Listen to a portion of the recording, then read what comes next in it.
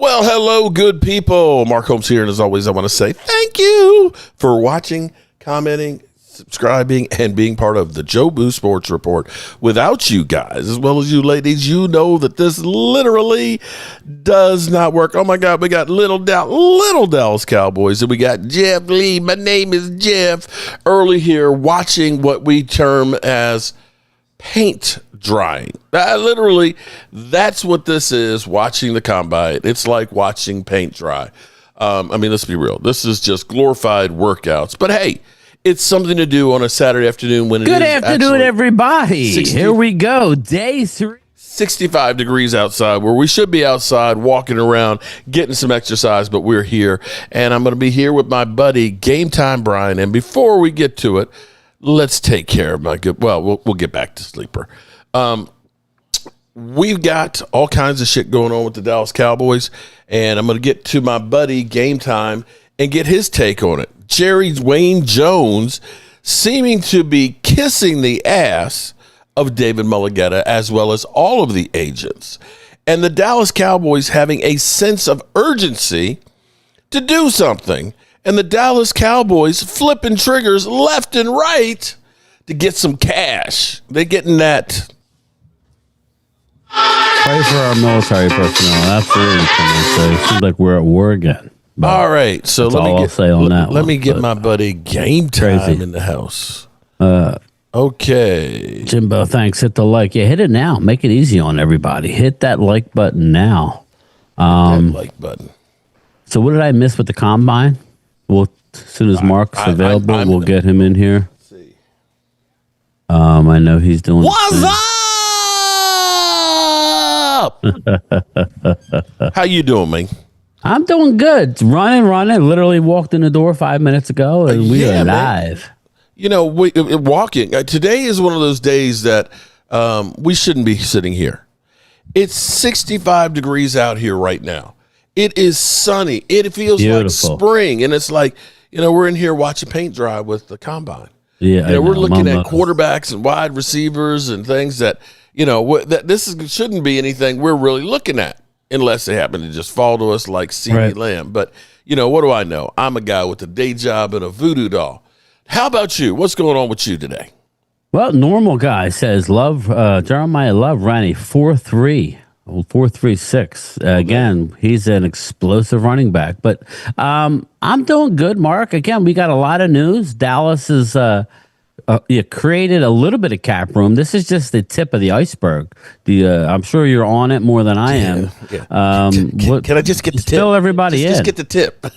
Yeah. Fill everybody in on what happened. And before I do, my question will be who will be the first Mark Holmes hater in on your channel today? What's the over and under on that? Probably going to be Eagles Drew, if I had to guess. Eagles Drew? It won't be Rob A said it was nothing personal, brother. He loves you. It's just it's a sports hate. What's up, Game Time, Bryan? How are you? What's up, Clay Wise? I tell you what we need to do. We should have like a side bet in the future that we don't put out there to see who will be the first one to come in to trash Mark Holmes. And we'll give a prize away to whoever had it right, or we'll give a prize. I got to give stuff away too. Yeah, I definitely got to do. I definitely got to give stuff away. I see primetime, man. I tell you what, it seems like people are getting excited about the draft right now. And thank God we found a place to stay, because I'm looking at places now that are $3,000 a night and up. Yeah, what we're paying is nothing. It actually went down a little bit. So more people. Hey, maybe we should get 10 more people. No, man, no. Hell no. Hell to the nah. No. We're gonna have a good time there. And I talked to Randy, and Randy is like, he's through the moon. The only thing I worry about is Randy just had another operation like 2 months or so ago. And you remember, there's a lot of walking we're going to end up having to do. So I hope that, or if we need to get a wheelchair, maybe we get a wheelchair. Or a wheel cart. Ooh, maybe that's what I need. I need one of those wheel scooters. Or maybe we'll get to the front of the line. We'll skip some of the stuff. Hey, Comic Flick Fusion, Dave Thompson. What's up, brother? Get a handicap. They bet you they have handicap spaces. Yeah. That's telling we need you, to look into that. Look into it. You know, Randy might be our ace in the hole. Yeah, he may be our ace in the hole. I might be in the front row. Okay. Maybe it'll be somebody else getting lollipops thrown at him, or we'll throw No, I can't say that. I'll be nice. No, Dave Thompson is love a smart guy. I can't answer that, but he's a stud. Absolute stud. Would you ever go to the combine, Jimbo? I wouldn't say never. I would never say never, but not my real thing. I don't see going to the combine. There's too many other things to spend my money on. Yeah, I mean, it's kind of like that might be one of those things that you say I'm going to do once. I'm not sure that going there is the same as going to the Hall of Fame or going to the draft. Yeah, you know what I mean. But I could be. I mean, and you're looking at the stands. I mean, how? Yeah, this is quarterbacks. You can't. You got to be quiet. Yeah, no, I'm good. I mean, are you going to go there with your stopwatch? Yeah. Okay. Or is it if you're going to be like Jerry Jones? You got the let ruler me get my ruler. What you got? Oh, wait, we got a winner. Timothy Looper, how are you? Look at the length on that guy, boy. I tell you what, when he's walking in the locker room, he's just a swinging and he's like the elephant man up in there. All right, right now we're watching quarterbacks go through it. Oh boy. This guy here, Taylon Green, keep your eye out on him. Tall. Taylon Green is, if you're asking me a lower round guy that you take a flyer on, this is him, University of Arkansas. So he's built an eye out. Yeah. Just keep an eye out on this kid. You know, the Joneses have they love Arkansas, man. Yeah, them Razorbacks. Big guy, Mark, 6'5", 227. He's long. Runs at 4.3. Mark, he's an athlete. I said that to Phil last Saturday. Watch out for Taylon Green. Taylon Green. Oh my goodness! Look at that. That vertical he's got is 43. What's up, Dan? Inches. Was there any DBs that caught your eye game time and Mark from yesterday's tryouts? Well, you know. Oh my God. There's one. There's one that I want. Obviously, I think Mansour Delane will probably be the pick of 12 if everything goes the way I think it's going to go. If he's off the board, Dylan Thieneman may be the dark horse at 12. Yes, not at 20. Dylan Thieneman, I love. He's, again, ran a 4.3. Seems like that's where everybody's now pointing and stuff. Well, but here's the deal. Dallas does not have a formal or informal, but when you measure it up, I'm in a group text. He might become he's one of exact the stature, visits. Except a little bit fast. I don't know if he's faster, but he runs a 4.36. I mean, that's fast. The Cooper DeJean. Fast. So that could be something. Well, hello, Benny everybody. Hagan, you know that's my guy. Isaac, welcome. I appreciate you being here. Make sure everybody hits the like button. So did you, I watched about half of the Jerry Jones on the bus press conference. I got to watch the rest of it. Yeah. But that first 15, 20 minutes was all defending the franchise tag Dan. And his love for David Mulligetta. Is that the way you felt about that? Yeah, I think this is already off to a better start. He literally kissed his ass.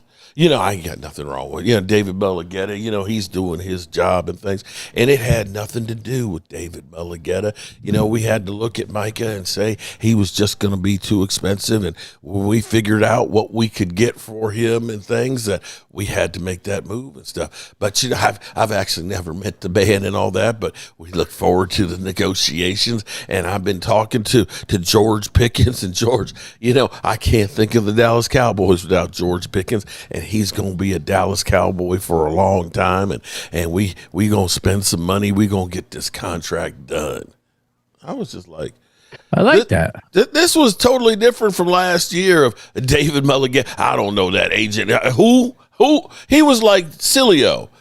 David Mulligetta, who the hell is David Mulligetta? Yeah. I've never heard of David. I'm not going to make any deals with him. He's not going to be here when Micah fucks up. I'm going to have to deal with Micah. Fuck the agent. That's basically how he was last year. He was the old guy, get off my lawn, you sorry-ass agent. Alter's calling you an idiot. Jerry teabagged Mulligetta with the non-exclusive tag. Not exactly. He bought some more time. If it ends up being that Here's where I'm going to say you're wrong, Ultra, Mr. Tank for Tua. That was you. That was you. How's that looking right now? Tank for Tua. Good thing they didn't listen to your ass. I'm going to say that the fact that they said we're going to try to negotiate, if they had just said we're going to go ahead, hey, we're going to put the franchise tag and he can play on that or he cannot play at all, then I'd say, yeah, he teabagged him. But he said, we're trying to get a long-term contract here. He literally licked the man's ass. Oh God! He pulled a Leo here. You want to eat some ass? Let's eat some ass. He's like, David Mulligan, I'm going to eat that. None. Okay. I want no parts of that. I'm sure that's going to become a video. Probably they're running right now to put that out there. Mark Holmes is such a sick fuck. He's talking. Okay. You just feed into you feed right into it. I don't care. You know what? If that makes him happy to be able to act like a 10-year-old, I'm going to go do a video. Then go right ahead, man. Cloud ass mother humper. But seriously, he literally said, to me, I felt like he confessed that I fucked up the Cowboys. He literally in that interview talked about how not having the players here working out has hurt the team. How many times have I said signing players after training camp is the hardest thing to get them up to speed? Half the time, like Clowney wasn't in shape. We hired him, week 3 of the season? He wasn't in anybody's training camp. So when he comes in, he doesn't know dick about anything that we're doing here. He's not in shape. It takes like 3-4 weeks at least to get into game shape to be able to play.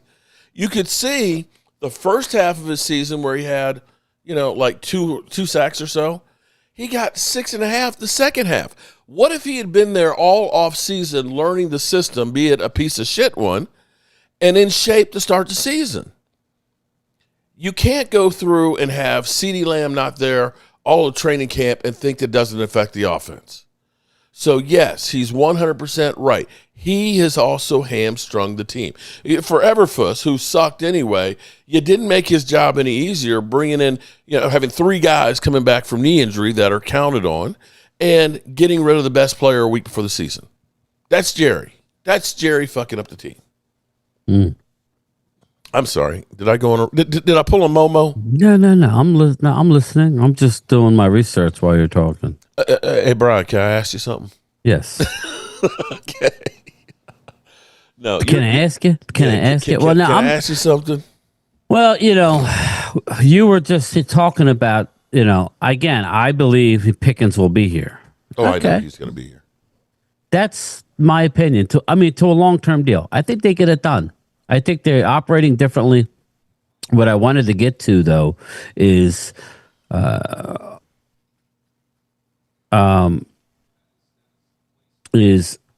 sorry, I lost my train of thought. What Actually, I wanted Ultra, to get to it's 33%, okay?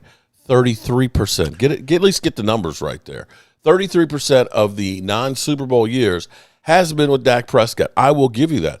But I'm going to say that the Cowboys didn't have back-to-back 12-win seasons, much less 3 of them, with exception of with Dak Prescott. I dare say that most consistent winning that the Cowboys have had in that 30 years has actually been with Dak Prescott as the quarterback. I may be wrong on that, but if you can tell me a time, then by all means, please do. But if you were saying that we suck now because we have Dak Prescott and we were winning big time those other 20 years, I may say maybe the problem is Dak. But since we haven't done shit all 30 of those years, you have to look at the whole system that has been going on, which is Jerry and Stephen Jones fucking shit up. How about that? Yeah. I'm in a no-take shit day. You notice that, right? You're coming out the gates hot. I think because it's warm outside, I feel like it's spring, that the sap is running in my system, and I'm feeling feisty. I'm feeling like Jerry Jones, maybe he's not bullshitting us for once. Maybe he's contrite and understands I don't have much time. I need to be serious about trying to fucking win.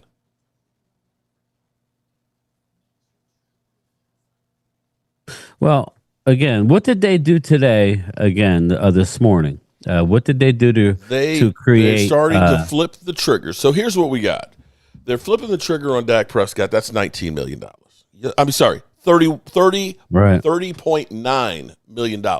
You like that? Just one player. Okay. Yep. All right. So then we got CeeDee Lamb.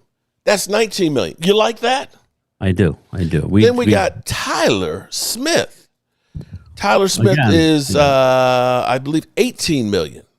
You like that? I do. Okay, so now here's where it gets interesting because you acted now, we got more for you. They have determined that Kenny Clark is very, very valuable to this team and this organization as the one technique guy. His contract, Kenny Clark, has zero guaranteed money. It's a cap number of $21.5 million. And they talked about reworking the contract. Now, they could. And I say, I don't know where we're going with the restructure or rework, if that means it's going to be a new contract. But his cap number is not going to be $21 million. They did that now prior to negotiation, but they are on record as saying they want to extend him out, which would then move all of it. Yeah, but so for now, you have to get under the cap. Exactly. They'll be under the cap with just the moves that they just made. They're under the cap now, even with George Pickens. Now, they also said that they're going to do something with Quentin Williams. Now, Quentin Williams only has $5 million that's guaranteed money left on his contract. You could restructure it and get $14.5 million, but I think they're looking at saying, let's get a new deal and we'll get it even lower. Now, they said rework Osa Odighizuwa's contract, which didn't make sense to me because his deal is only a $20 million hit, and you could restructure and get $12 million off. So redoing his contract is not flipping the trigger. That's writing a new contract. So that one didn't make sense. And maybe, Jerry just kind of misspoke on it. But all of those things right there will probably net you another $30 million or as much as 60, depending on how they do them. What they do with it. So you're going to get more money on that. And that's before they do anything. And here's where it got to be interesting is they didn't talk about restructuring Terrence Steele or Deron Bland. And typically you don't do a restructure on somebody if you're worried about them being here short term. Right. Because now you're kicking that money down the road and you might decide this is a prove it year. You don't want to take on more. You take that hit. So that's kind of intriguing that they didn't say anything about Terrence Steele because his number is 18. Now, here's where it gets to be really crazy. Do you realize that after flipping the trigger for Dak, CD, and everything else, do you know what the second highest cap hit is after Dak's 41? What's that? George Pickens at 27. Yes. George, so that's good. And if you get him to a long-term deal, that'll disappear. Well, here's where it's really kind of crazy because everybody will talk about how much Dak Prescott, his contract is hamstrung and everything else. CeeDee Lamb is on the third year of his deal where he was paid second highest at the time. He's only a $19 million hit. 8.5, 13.5, and 19.5. So when you look at paying George Pickens 27 for 1 year, doesn't make any sense. Yeah. And I started thinking about George Pickens, whether or not he would be upset. Not that I'd be upset if somebody said, we're going to pay you $27 million. But I started thinking about George Pickens from the standpoint of like Dak Prescott or Kirk Cousins gambling on themselves. Yeah. If he stays, you see how everybody's excited about George Pickens after one good year. What would it be like if he repeated this season? But this is and for George Pickens, I get it. For the Dallas Cowboys, you better do a deal now. This is what they always do. Real quick, Bobby Schmurder with Super Chat. Getting mad. It's not going to help Dak in December, says Bobby. Ultra says only $10 million in cap space right now. They need to get the approval from Quentin and Kenny's representatives to add void years. It's up to them. Yeah. I guess with a new deal. Or from a new contract. Yeah. Yes. Okay. Now here's where if you are Kenny Clark, you think he'd say no? You think that, he's already stated, like George Pickens, that they like being here and want to be here about building stuff. Of course, they're going to look. I mean, it's not taking any money out of my pocket. Now, I would rather go ahead and get a new contract. And the thought would be, instead of him being a $20 million a year guy, that the Cowboys would offer him somewhere like 14 or 15 million on a longer term deal. I think the deal gets done. I think that gets done too. I think it helps both sides. Again, this is where Stephen Jones, if you watch real quick, Bobby Schmurder, Dak needs to give money back to Jerry to help. Well, he gave back already by agreeing to the contract that had these automatic switches, right, Mark? That's basically how he. Basically, yeah, because I don't know if they can deny those switches, because but it's part I get of the it. Jalen Hurts' contract is about $7 million less than Dak. I get it. But the Cowboys' problems are bigger than $7 million. Yeah. A year. This is true. And the reality is if you take the triggers that have been put in on Dak's contract, when they put him in, his numbers from Jalen Hurts aren't much different. We're talking about a few $1 million here and there. What's up, Marcus? His number for Dak this year. What's up, Dan? How you doing? Even brother? when he was paid $40 million a year, his cap numbers were here's the deal, Bobby. 19, and 23. I mean, Bobby says, yeah, but Jalen won a Super Bowl. Did Jalen win a Super Bowl, or did the Eagles win a Super Bowl? Without the dominating offensive line, Bobby, I'm not trying to take away from Jalen. I'm really not. But without a dominant defense who probably should have got the MVP, this doesn't happen. So I get what you're saying, but I think you would admit it takes a team. That's Donald Trump is losing it as American. That's besides the point of Dak's playoff woes. I get it. I know. I get the narrative. But anyway, so my thing is this. This is what Dallas makes a mistake, is not signing players. Everybody seems to bet on themselves in Dallas and wins.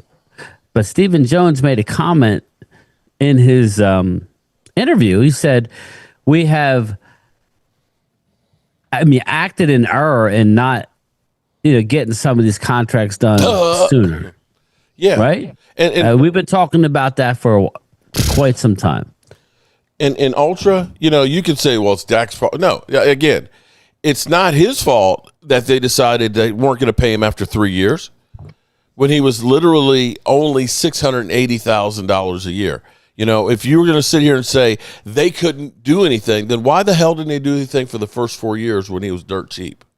When you were paying the backup quarterback more money than you were your starter. They didn't do shit there.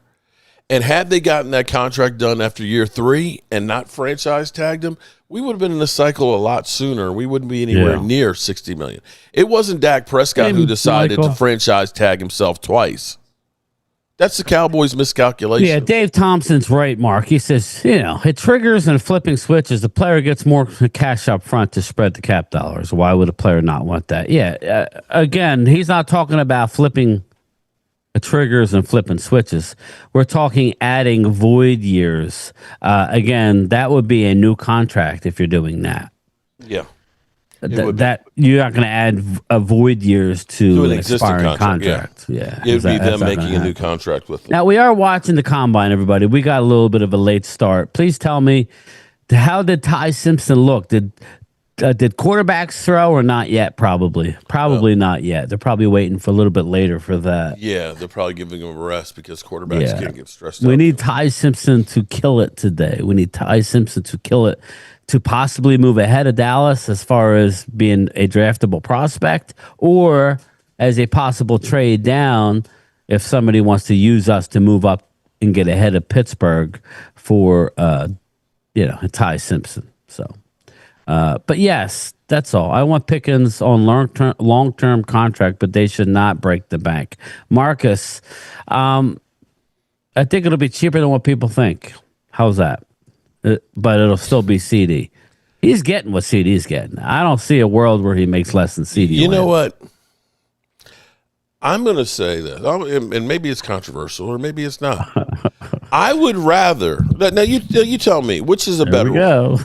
I would rather take a chance of paying good money to a guy who had a 1,400-yard season, who's 25 years old, healthy, and says, I want to be here. Right. I would rather do that than going through and giving a $55 million contract to a guy who just tore his ACL like we did with Michael Gallup, who was coming off of 3 years of down play. Yeah. Okay? So mind you, I want you to understand that Michael Gallup, we were still paying last year $8.5 million to Michael Gallup. We were paying $4 million last year to Brandon Cooks, who was another failed one. We spent a 4th-round draft pick for Jonathan Mingo Dingo, who can't get out on the field. We spent a 3rd-round draft pick for Jalen Tolbert. So when all of you keep talking about how much money it costs, how much time do we spend trying to coach those guys up? How much money do we spend wasting on those guys trying to get a 2nd-round pick? You got George Pickens, he's healthy. He's motivated. He's right here. He won't cost you draft picks. All you got to do is pay the guy. We spent all that trying to find George Pickens. Football fanatic. There you go, brother. I'm sorry. Yeah. No, I hear exactly what you're saying. I do. I definitely hear what you're saying. I'm watching Vertical Jobs. This is hysterical. What's that? No, just watching. Just like the combine is funny.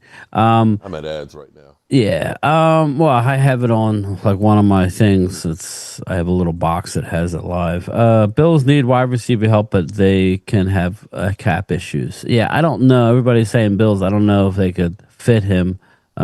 Would extending Quinn and Williams get more cap space? 100%, Yes. Dan. Yes. Absolutely.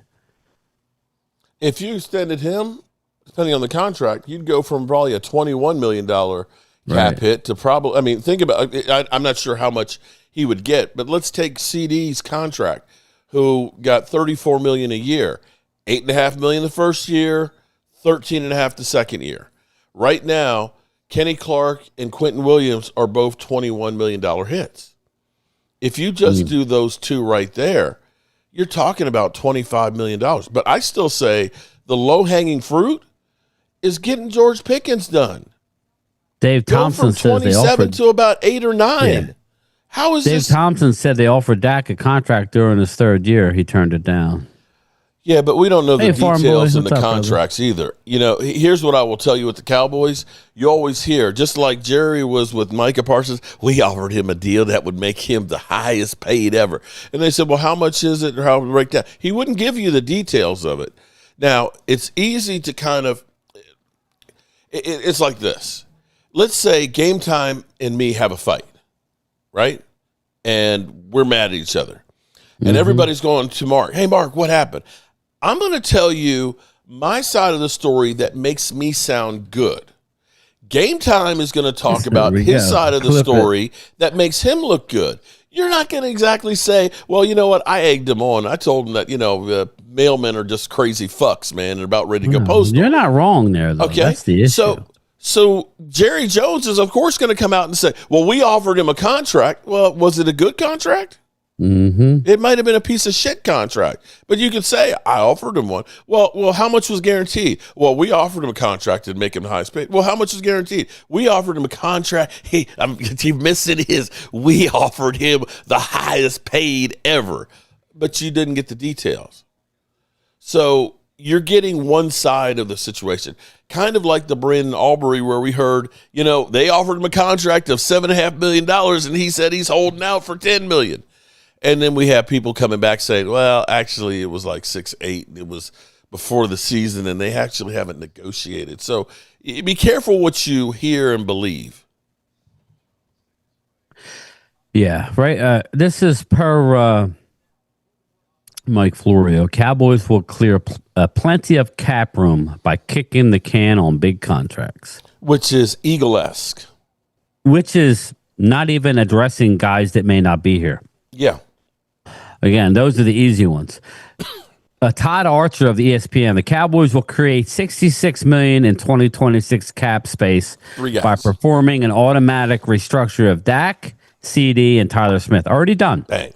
Already done. So again, that's without redoing contracts. Again, realistically, I don't think it'll get to 100 million, but they can free up after this like another 50 mil. Yeah, I mean, and there's some low hanging fruit because you could go ahead and you could cut some people. And let me pull this up real quick. Cut pre-June 1st. If you decide that we're going to move on from Terrence Steele, pre-June 1st, you save 9.3 million. Oh, okay. It's 14 if you make him a post-June 1st. Malik Hooker is another guy. You get $6.8 million. Yeah, that's right now, everybody. Pre-June 1, 6.8. If you just cut him right now. Let's see. Who else would be? Well, you're going to look at Donovan Wilson. Yeah, I'm trying.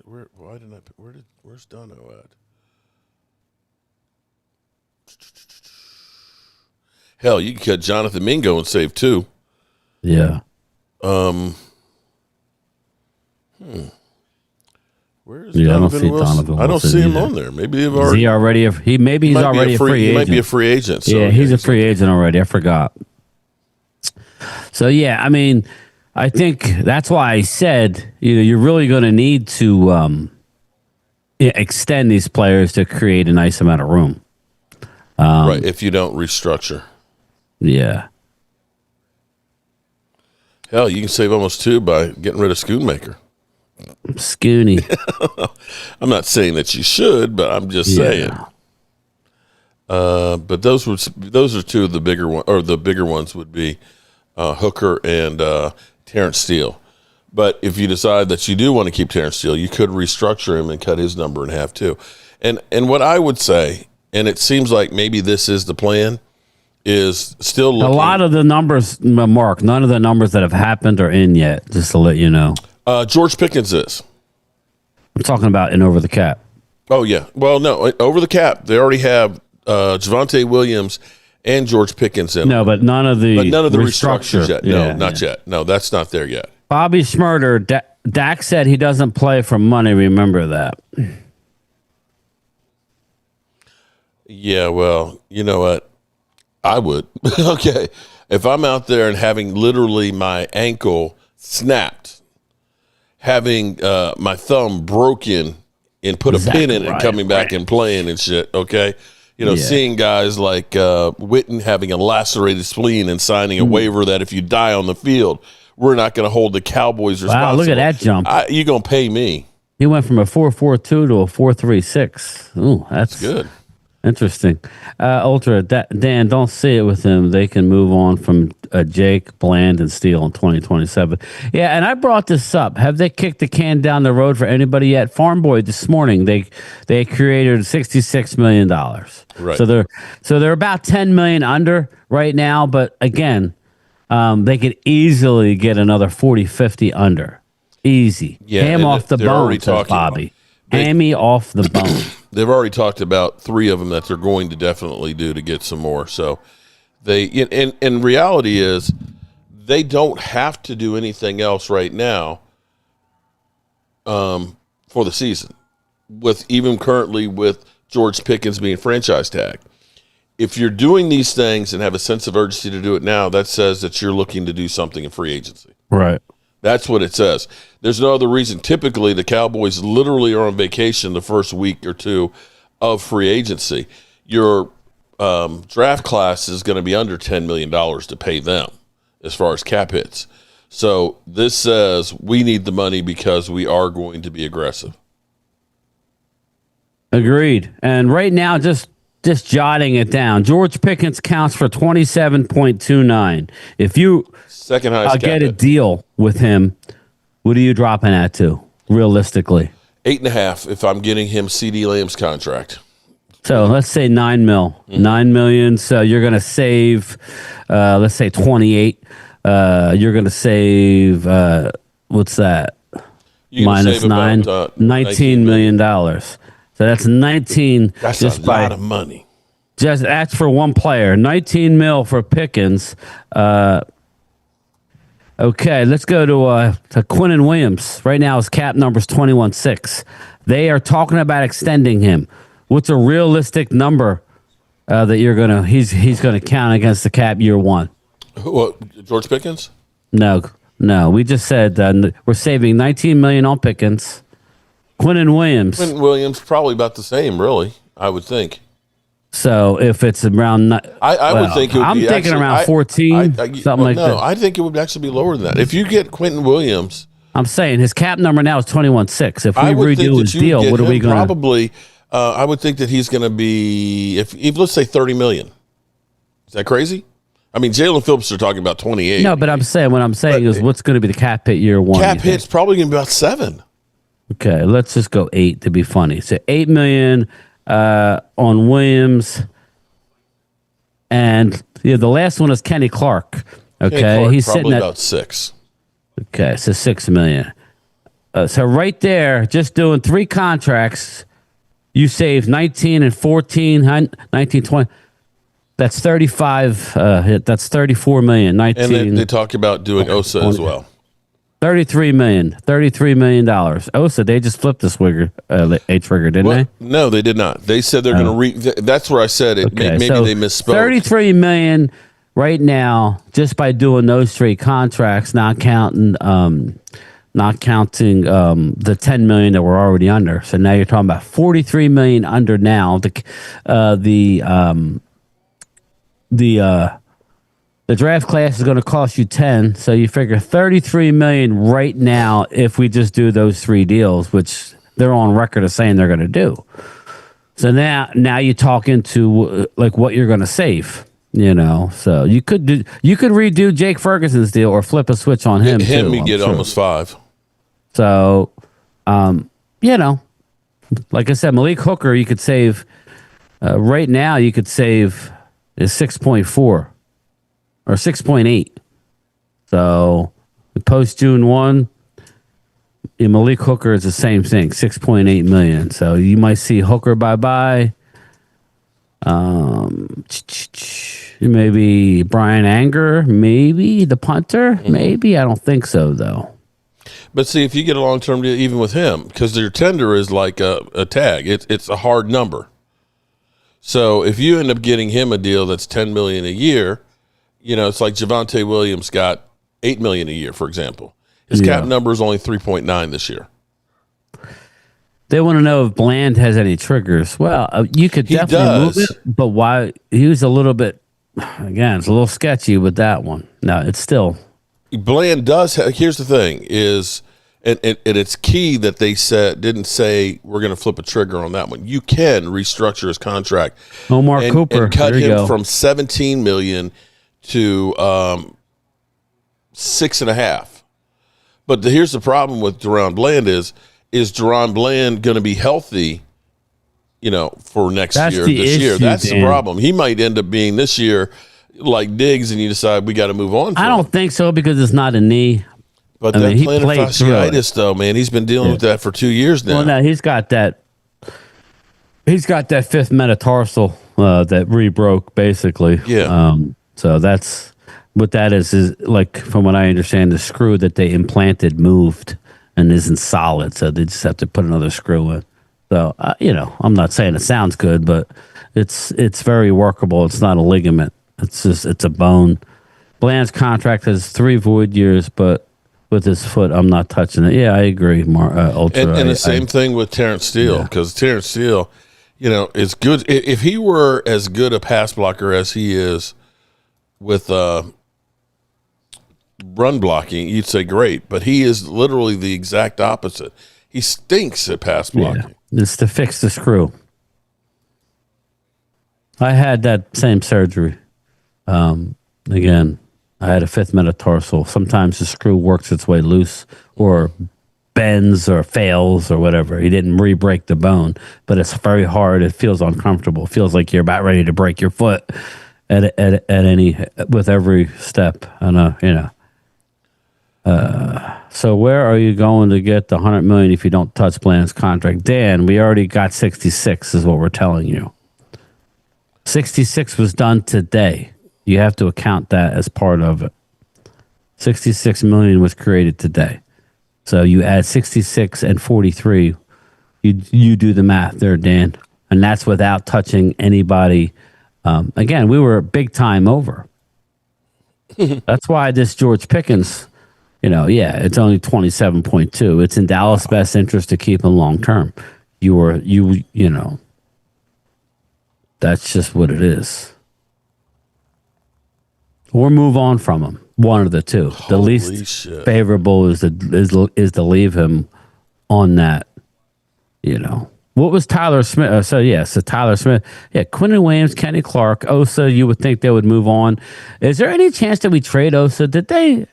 You've heard a lot about Clark and Williams. You haven't heard much about Osa. Well, they said they were going to rework his contract. That's what they said.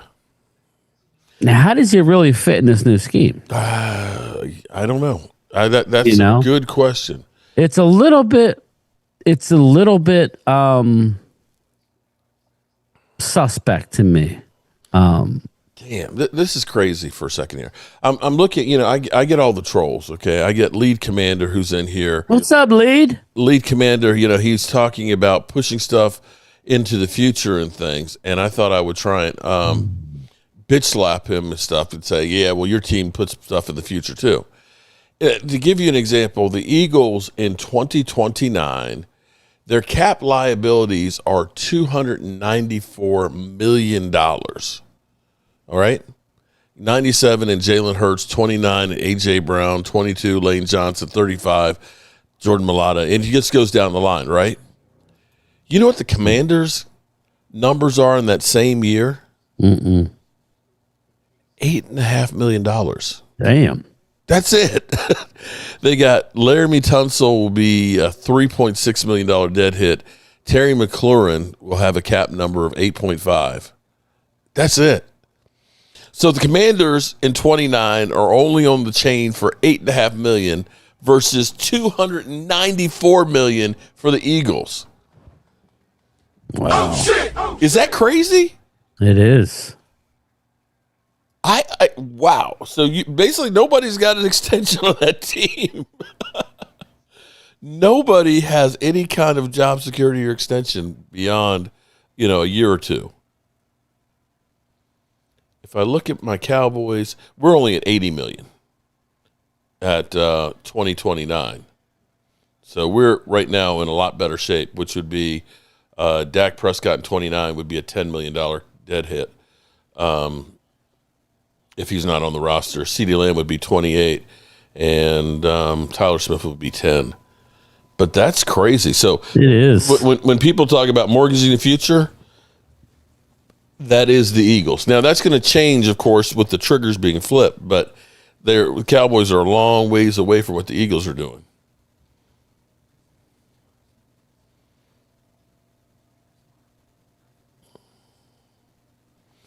Dirty Sanchez says, I think you hurt his feelings yesterday, and he retracted. Hurt his feelings only giving him 5 minutes. Are we talking about giving Momo 5 minutes? I gave him actually 10 minutes. Yeah, I actually gave him 10 minutes. Is he in the chat today? No, I have no idea game time as well as the Giants cap space is small. Do they got like 13 million so far, 15 to spend? I had no idea game time as well that the Giants got. Yeah, they don't have a lot of cap space, but just like what we are doing and just started doing, everybody. What they did this morning was the easy, just absolute in the contract, flip a switch.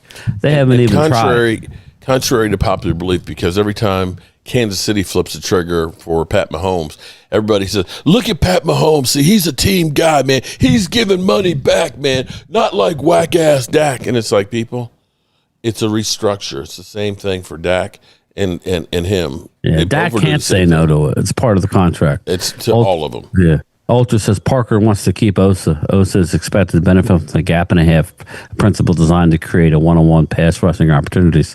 Yeah, I wanted to keep everybody. It's just like they've been really going overboard on the Quinnen and especially Kenny Clark, because a lot of pundits said, well, it's been recently Clark. Kenny Clark that they've been really praising. Well, he's arguably one of the best one-techs in he has been. He just played too many snaps. Yeah. In my opinion. So, plus, I think there's a little bit of stubbornness as the Cowboys. They don't want to let go of Kenny Clark to give the illusion that they maybe didn't get the player that they wanted. They thought they were getting in the Micah trade. There's a lot of that going on, too. Yeah, and while we're talking about paying money, Momo just restructured his contract, says Ultra. so instead of getting $1, he's getting 50 cents this year. Yeah. I thought Love ran a 4.37. Yeah, I saw a 4.3 something. I don't know what it was. I was working. Sorry, everybody. Got to put the bread on the table, man. Yeah. So you got the money. So we're locked. I'm locked in. Okay. I'm locked in. I'm the first one, I would imagine. While we're talking about money, Zach Martin is a $15.5 million cap hit this year after 8.9 last year. Think about that. That's a lot of money. Cowboys, let's see here.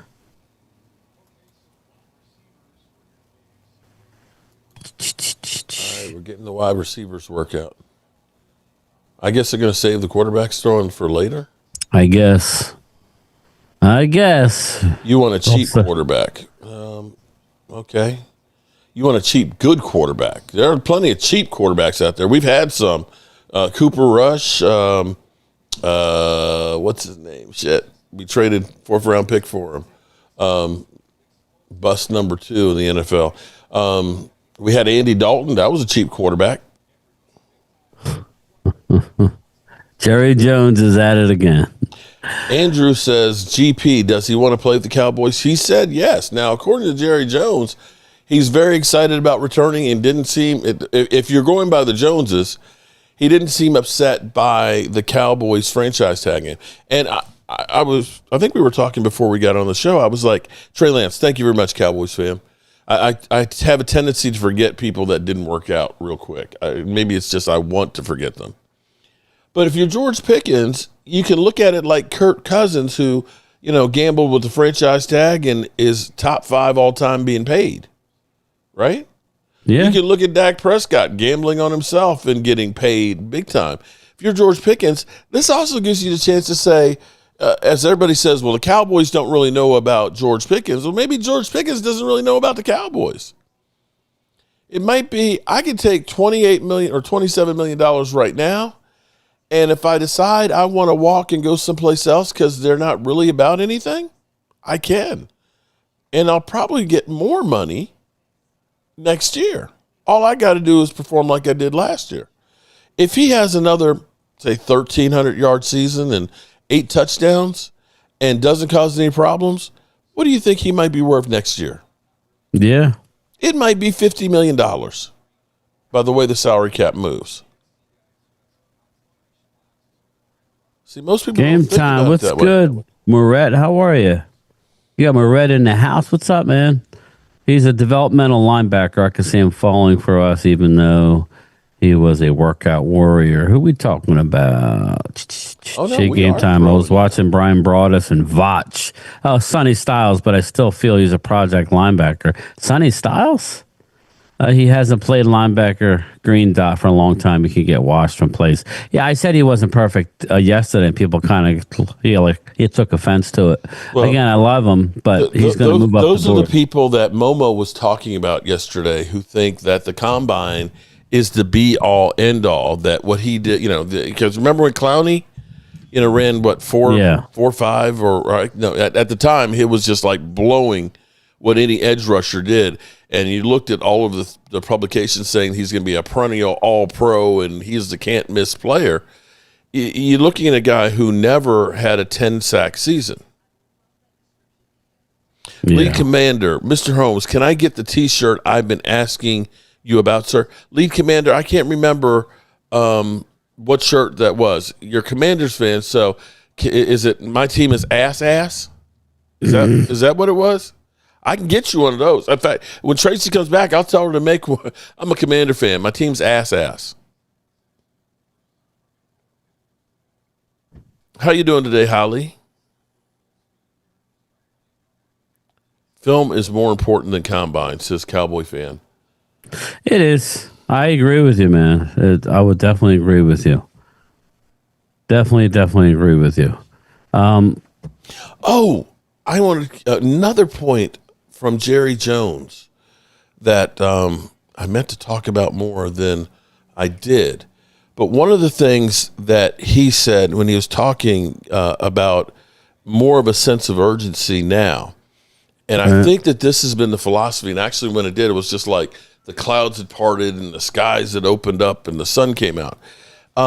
He said that, had been looking at players for the long haul as opposed to players that could play right now. And you think about everything they've done in the second round. I think that fits the second round philosophy to a T. When you draft a Jalen Smith, of course, you're not looking for him to be able to be a guy that you can plug in right now. When you think of Damone Clark, when you think of a Randy Gregory, guys that are damaged goods, first round picks, it seems like they know we've got to get a guy right now that's a starter. Mm-hmm. Second round picks are maybe we have a guy we can develop.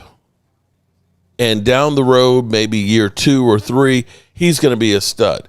It hasn't worked out too good because you can look at, from Sean Lee even, he had a bad knee in college.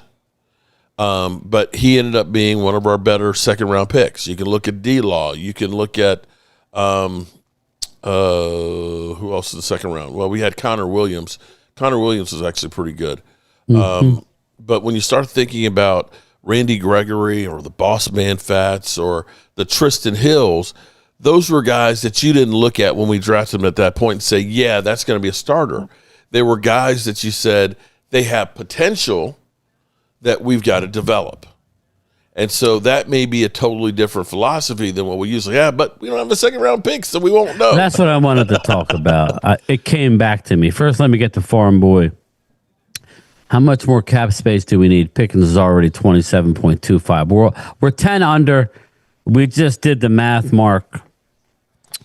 That's a good question, Holly. I'll get to that in a second. If we re-sign Pickens and do new deals for Williams and Clark, we'll save $33 million right there. Mm-hmm. Again, but here's how it works, Farm Boy. Pickens is set for that whole number to hit the cap this year. If we redo a deal, we'll cut that in less than half. Kid Cowboy, somebody will pay for Pickens and give us a first and a second. That's what I wanted to bring up. But first, get to your Hallie Pierce point. She asks, what happens to Marshawn Nealon's cap number? And I don't have an... we're on the hook for it. Okay, so, and here's what it's still on the books right now. Following the tragic death of Cowboys defensive end Marshawn Nealon on 26, his contract status for the salary cap purpose is determined by the standards of NFL rules regarding players' death. Okay, what is the rule? Okay, so according to Over the Cap, Nealon had roughly $4 million in fully guaranteed. The guaranteed portion of the contract will still count against the Cowboys' salary cap. Usually accelerates immediately to the immediate league year. So whatever money was guaranteed still has to be this year. Yeah. So that's why we still see him on the cap, because that was the guaranteed portion of his contract. And the way guarantee money works too, FYI, and one of the reasons maybe Jerry Jones waits to do his contracts until training camp is once you make guaranteed money, that money goes in escrow and the team can never touch it. So hypothetically, if you had all these contracts with all these money that you owe these players and you don't have it set aside, then the players, you go bankrupt, then the players are like, well, where's our money? The NFL's not going to pay that. So you have to put that money in escrow. So that literally leaves your bank account to a separate account to hold it for those players. So that money, once Marshawn Nealon got his first contract, left the Cowboys organization and went into escrow, so it still has to be accounted for. So there's your answer. Yeah, and like Kid Cowboy was asking, here's how it works. New England or Buffalo could come to Dallas and say, listen, we're going to sign George Pickens, but we're not giving you 2 number ones, but we'll give you a 1 and a 2, a 1 this year and a 2 next year. Okay, that's what they could do. And Dallas could choose to take that. Some people would want that. My thing is, let's say it's a 1 and a 2, right? So who at 31 do you have to have? You know what I mean? And a 2 next year. I don't think it'll be a 1 and a 2 both this year. So there is that possibility where a team says we're signing him to an offer sheet, but we're not giving you the 2 number ones. Okay, but then here's the flip side of it. I'm not saying I would do that. No, though. but here's If it's 2 1s, I'm in. Sorry. Okay, but the flip side of this, like you said, let's say it's a team that ends up being in the Super Bowl and it's the 31st pick. Right. Immediately, who's your number 2? Most likely. Who's your number 2 wide receiver next year? You have to go get it. You have to go get it. Okay, so I'm getting a first round pick, and maybe a second. You. Who? Well, what wide receiver am I going to get? I would look to go to a guy like Alec Pierce. You would have to hit free agency. That's why this all needs to happen. If this is a point mark, if they are signing him, do it now. Stop waiting. And I think they're trying to. If they're not doing it, they need to know now and move on and take the picks, because you want to be able to have access to these free agent wide receivers. There are a few that would come right in and help. Again, it's just my opinion. Alec Pierce out of the Colts, I really like the player. He's tall, he runs great routes, he's got great hands. He's not the fastest guy in the world, but I'm just throwing it out there. If Dallas really might move on, do it now. Okay. Yeah, do it. All right. Before free agency. I'm not saying I want it, but it's all about hear me out for a second here. Just hear me out for a second. So, hypothetically, you get rid of George Pickens, and you say we go out and we get somebody else because we don't want to spend 32, 34 million. Okay, I get that. If we go through last year's free agent class of wide receivers, okay? So Stephon Diggs agreed to a 3-year deal, $63 million. So 22. What's that? 21 million a year. Would you rather pay more money for George Pickens, who's younger? Well, or would you rather pay less money to Stephon Diggs? But Diggs was in the Super Bowl, and he had a great year. He just couldn't control himself off the field. I agree with you. Okay. I'm not in the market to get rid of him. Okay, hold on. How about Devontae Adams, who signed for $22 million a year? He got hurt. Okay, yes. Right, because he's an older guy, right? Wow. Cooper Kupp signed for $17 million a year. He didn't do much this year. No, he didn't. But that's my point. So when you start looking at the free agent receivers, you're talking about guys that are older, right? Yeah. That may be damaged goods. Give me a Zay Jones and a... That may not be anywhere close to what George Pickens is now.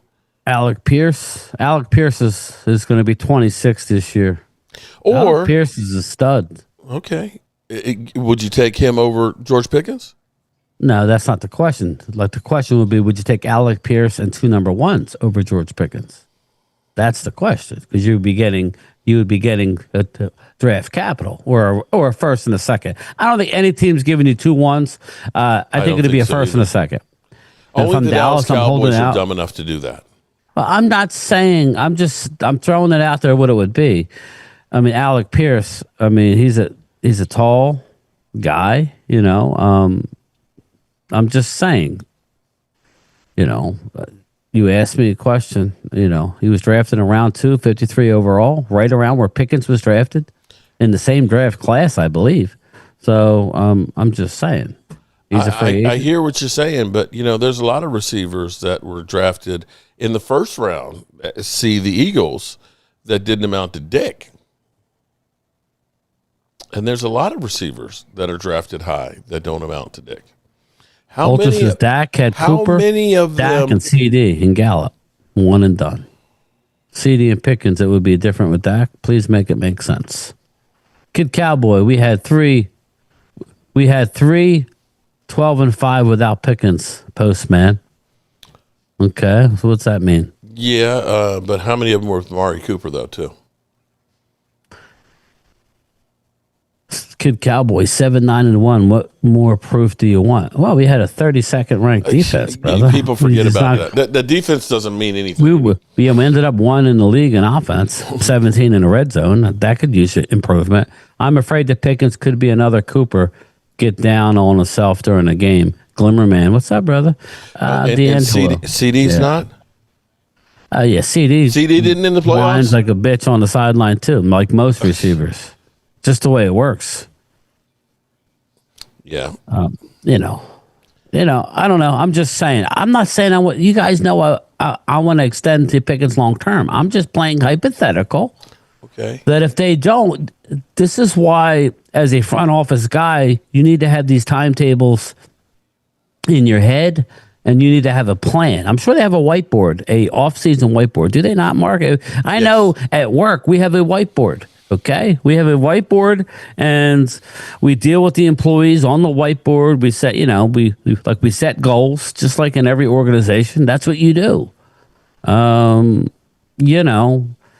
Do I love George Pickens and what he did this year? Yes. Do I want to not have him? Not necessarily. But if you're dangling a 1 and a 2 and telling me that we're going to get a free agent wide receiver, I think we could close the gap. I think we could be okay. Let me ask you this one. Oh, well, I guess I'm racist now. Wait. How have the Cowboys been doing at getting receivers recently? I'm just curious. How have they been doing getting receivers? Like Jalen Tolbert. How's that one working out? Jalen Tolbert is not working out. How's Jonathan Mingo working out? Well, that was a trade, right? Yeah, but that was a guy that said, hey, we had a second round grade on him. And, Jonathan Mingo, he's going to do some great things for us. 50 free agents are guys that have already played in the league, so you're not like taking a chance on a guy who you don't think can play. That's all. I'm playing hypothetical here. I'm playing the opposite side of what you're saying here. And I'm trying to play with you too, there, buddy, and I play the other side of the fence. It's kind of like when people say, "Get rid of Dak," because the Cowboys have just been great at finding quarterbacks, haven't they? It seems like the last 2 quarterbacks they had, they kind of lucked into. Zay Jones. They did not draft Dak Prescott saying, this Dak Prescott we're getting in the 4th round. He's going to be our quarterback for the next 10 years. He's going to be the highest paid one. He's going to have every single Cowboy record. That's not what they did when they drafted Dak Prescott. They looked and they said, we need a camp body. Who's left on the list? Well, there's this kid from Mississippi State. We'll bring him in here. He's sitting behind Jameel Showers. We got the Showers right there and things. And he'll get 1 snap in OTAs a day, and then he'll be gone, and we won't have to worry about that guy. They didn't draft him for that. They didn't say that Tony Romo, you know what, we're going to sign him as an undrafted free agent, and he's going to end up being one of the greatest quarterbacks for our franchise. That didn't happen. That shit worked out. So when you hear him talking about, I want that Johnny Manziel, show me the money, and getting guys. Go. Quarterbacks are throwing. Look for Ty Simpson. Is he even throwing today? Tyler Look for Ty Simpson. Right now. Anyway, this is Taylor Green. I know he has accuracy issues, but he's a guy I would take a shot on later. That looked like a duck right there. Kid Cowboy, or not Kid King. Cowboy. What's up, Vinny? What am I looking for? Dave Thompson at $16 million a year. APY, Dak should make mediocre wide receivers good. And I will say Cedric Wilson. He hasn't done nothing to what he's done in Dallas. Drew Aller, there you go. Randall Cobb. Where do you draft Randall Drew Cobb? Aller, Ultra? I loved him last year. Now he's a mess. Ryan Fenoy? I would still take Drew Aller. I don't care. I'll make it work. There goes head case Carson Beck. All right, where's Ty Simpson at? I think that's him right there. Or is he not working out? Is Ty Simpson working out? Not many of them working out. Shit. Everybody's afraid. They're all doing their pro day. Yeah, it's like I don't want to take a chance of looking like ass. What's up, Chris? Do a duck, a mallard. Carson Beck, he's a guy who throws his coaching staff under the bus at the drop of a dime. Damn. Little Cowboy, where did I see this? I'm guessing the $10 million is included with the 3 restructures. I don't know how you can. They haven't counted it on over the cap. I mean, basically the Cowboys are saying they're going to flip the triggers, and if you do go to over the cap and you hit the downward Dog? elbow or arrow. Downward dog? Is that what you're doing? You're doing. Oh wait, that's yoga. Actually, the hinges. That's one of the exercises. Yes, the downward dog. I knew Downward that. dog The hinge. and That's it. the cat cow and shit like that. I love it when my wife does the cat cow. Pause. Carson Beck. Look at his forehead. He looks like a little bit of. Man, he could sell billboard space on that thing. He looks a little bit like what's his name out of Purdue who played for the Bears. What's his name? He just got arrested. Who am I thinking of? Or was it? Yeah, it was a Purdue or Vanderbilt. Maybe it was Vandy. I don't know. Who am I thinking of?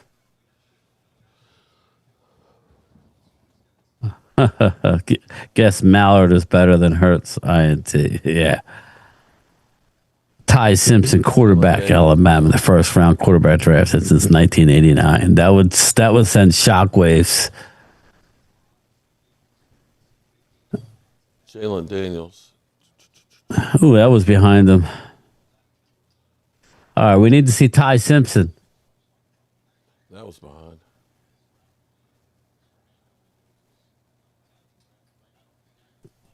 I guess he's not working out, huh? How the fuck you gonna... Whatever.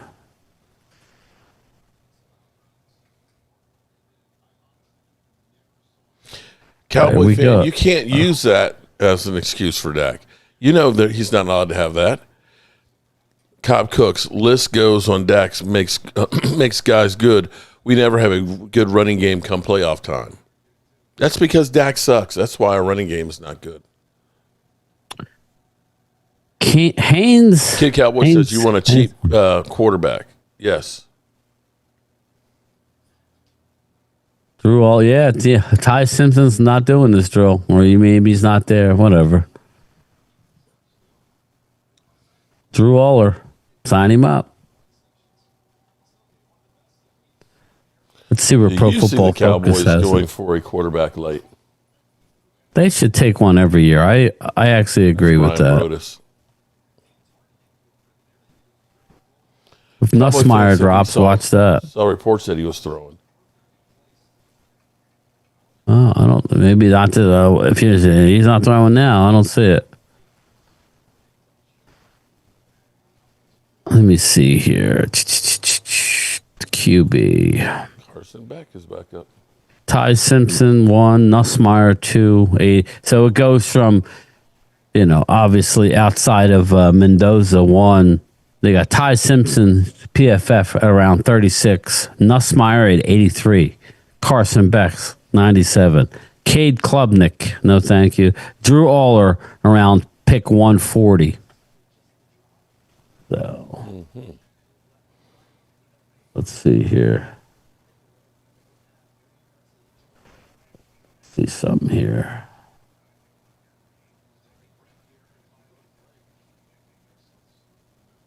$140 is a 5th round pick. So with our 5th round pick, I don't know that we have. That's the problem, but we could take a quarterback.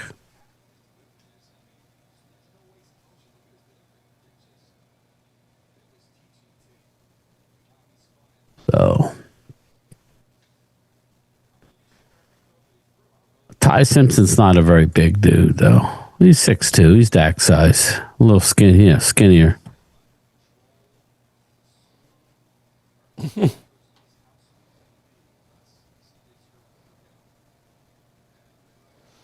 No, your O-line sucks and our running backs get hurt, i.e. Pollard. Fans forget how easy those games are actually lost. So easy to just stir. You're right about that. How crazy is it that Javonte Williams' season of 1,200 yards is the best since Zeke Elliott had in 2019? And Javonte Williams recognizes having CD and George Pickens makes his life a hell of a lot easier because it's really hard for teams to put 8 men in the box with that.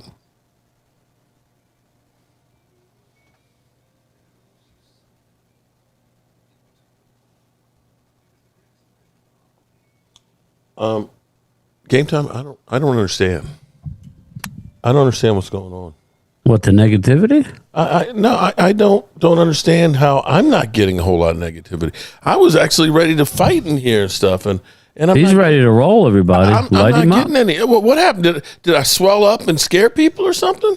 Light him up. The first night, I mean, I had Rob A in here, jumping on the bandwagon and shit, and Jimbo and things. Everybody was coming at me swinging. Now everybody's being kind of lame today. What's up with this? I don't know that I like this. No, you don't like it? I kind of like it when people are coming after the meats.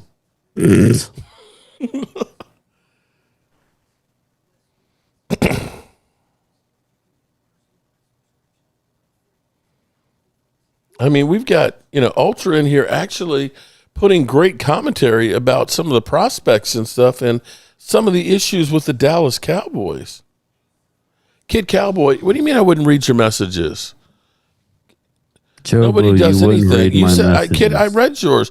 We want a cheap quarterback. I could have sworn I did.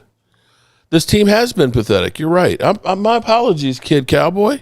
Come back, Kid Cowboy. Come back. That's good to know for sure. Vinny Hagen.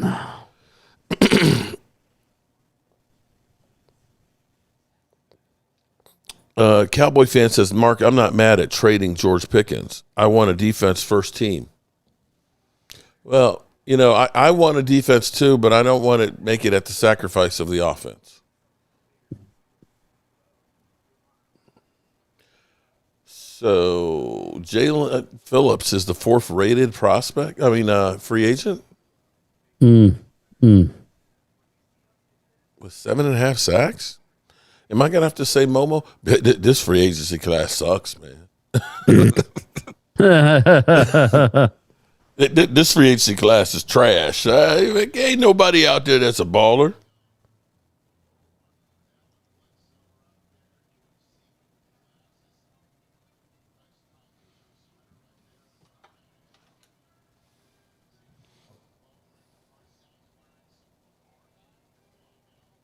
Look, popping a cigarette out there.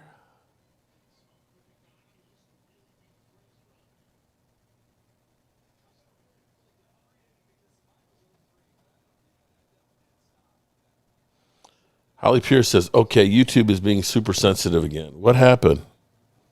I guess it's not us, everybody. It's their, like when you go to send a super chat or something, or just a chat, it makes sure that you're not being too, that's weird. They're like censoring everything. It's Google. It's Google. I'd sign Mike Evans and trade George Pickens for draft picks for the defense. Boy, these guys look young. They look like little babies. Yes, they do. If anybody sees, like I said, I don't think Ty Simpson is actually doing anything. Humpty Hump. Watch this. I'm going to say hi, Humpty Hump. I see it. Humpty Hump. Holly. I didn't think Humpty Hump was that bad. Catlin in the house. What's up, Catlin?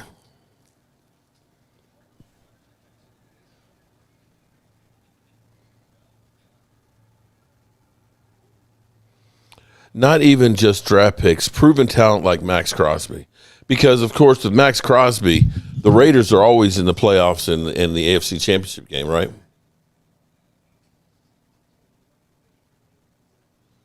And that meniscus rebuild, it's nothing to worry about. Nothing to worry about. Well, 2026 is another chance for organization. Everyone feels they're just a few players away. Farm boy, you can't get rid of Pickens for the sake of the defense. We will be back where we started. Yeah, I kind of agree with that. I don't want to take a step back on the offense to help the defense. You just got to go add to it. If you can't find a way to add to a team and add to the pie rather than taking a piece of pie over here, I just made a statement that Farm boy, that if we had an offer we can't refuse, we got to act on it. That's all. Sometimes you get an offer that you just can't refuse. You know? Now, this is where I'm going to play this because this is where I say that Jerry Jones had the awakening of realizing that we can't draft project players like in the second round. To make it that much better? Well, that's hoping for too much. That's what I'm trying to avoid, is thinking that it is 2005 and these picks we're going to end up having a defense put together. We've got to use our, we're just talking to the guys upstairs, and we've got to watch out, saying, well, let's maybe get more numbers. That happens if you trade back some. I'm not saying we won't trade back, but that happens when you trade back some. Well, if you say, well, we need numbers, well, don't do that to the extent that you end up with guys that, because they're going to be on the field more than likely, and we can't do that with guys that don't give us a chance. We can't a red shirt second round pick. We don't have a second round pick to begin with, but if we got one, we can't red shirt those guys this year. We've got to go. Answers, that's part of an example of your question. We got to go this year. We got to have it out there. We got to be working it this year. This staff we put together. One thing I like about them is they're straining at the bits. And this old stuff of looking ahead at a career years and years in advance, they're too young for that. They're looking at yesterday and thinking about tomorrow's eternity. I like it. So you kind of hear them, we need these guys to go right now. And when you draft a guy who's injured, you're looking at it and saying, I might get a better player after he rehabs because we believe in our guys that are great, surgeons and stuff. That is a major shift in philosophy for them. The same thing with actually getting money right now for possibly free agents. Now, we'll see if they actually go out and do any of it. It's one thing to get the cash. It's another thing if you're going to spend it. But, they have been the least spender since 2016 in all of the NFL. How crazy is that? That is crazy.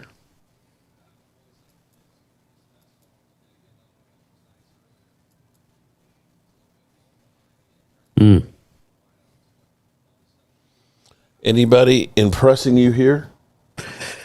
No, I'm upset that I didn't see Ty Simpson. Reese falls to 6. Cowboys offer 12 and 27 in the second round, and they move up for Reese. Man, Reese with Christian Parker. Yeah, there's a lot of options. I know some people are anti-move up, but you got to stick to what you believe in. I know Marcus.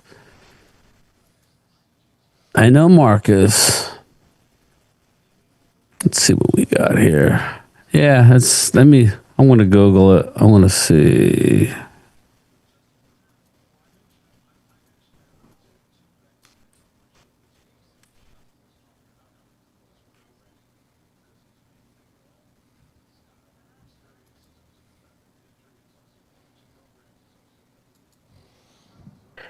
The next, the former Crimson Tide a quarterback is set to work out in front of NFL coaches, general managers, and staff members at the league's 2026 Combine. Where is he?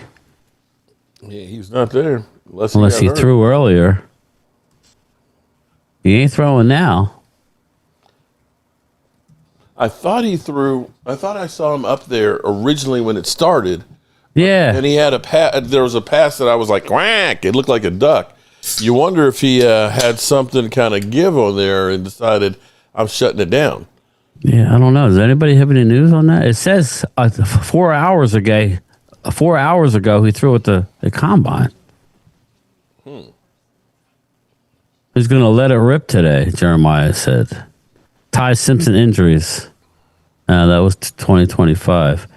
The mailman, what's up, Rhonda? How are you? Draft the lane at 12, says Dan. Not trading for Minka when I can sign Jalen Thompson. You like Jalen Thompson out of Arizona, right, Ultra? Nope, he slipped.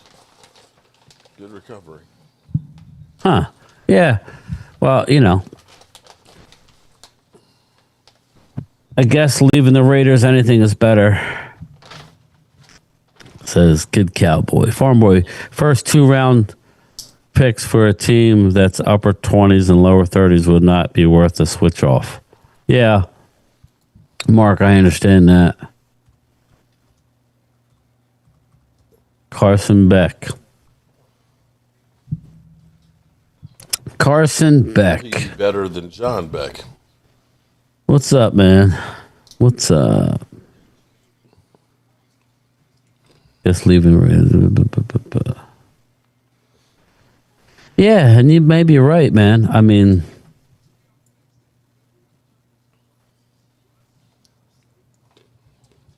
that's what's interesting, Ultra. We don't really know who Christian Parker covets. I'm hoping that what you sent me is true. I'm feeling like it is. I'm feeling like the whole Dylan Thieneman thing is a smokescreen. I just don't think he makes it to 20 after his working out. I just don't. So it might be one of those situations where we get screwed. And how well do they like McNeil Warren? Or is there a safety down the line? Or I guess you like Jalen Thompson. So, yeah, we'll see. Delane at 12, McNeil Warren at 20, or Thieneman at 12, and Terrell 20. I like that. Game Time Channel is booming because they actually talk ball. Thanks, D'Angelo. I try to. I lean on people who know what they're talking about. Getting up at these hours, Mark, is rough. What time did you get up this morning? Today about 8 o'clock. Yeah, so when I texted you, you were already still sleeping. Yeah, I was up at 4:45, so it's kind of like I don't mind getting up, but my body's like shutting down at this point. It's like, yeah, you need a nap, kid. Yeah, well, we don't have to go too long today. No, I know. I was hoping to see Ty Simpson. Is what I was hoping to see. So it is what it is. It's crazy this offseason. Am I crazy when I say that I think the offseason is going by fast? It is. It's already the last day of February. This 9 days, bro. 9 days. Bro, this time next Sunday, it'll be legal tampering. That's what I mean. 9 days. On Monday, right? Sunday. Sunday starts legal tampering. I thought it was the 9th. The 9th is Sunday, isn't it? No, it's Monday. Monday the 9th is legal tampering.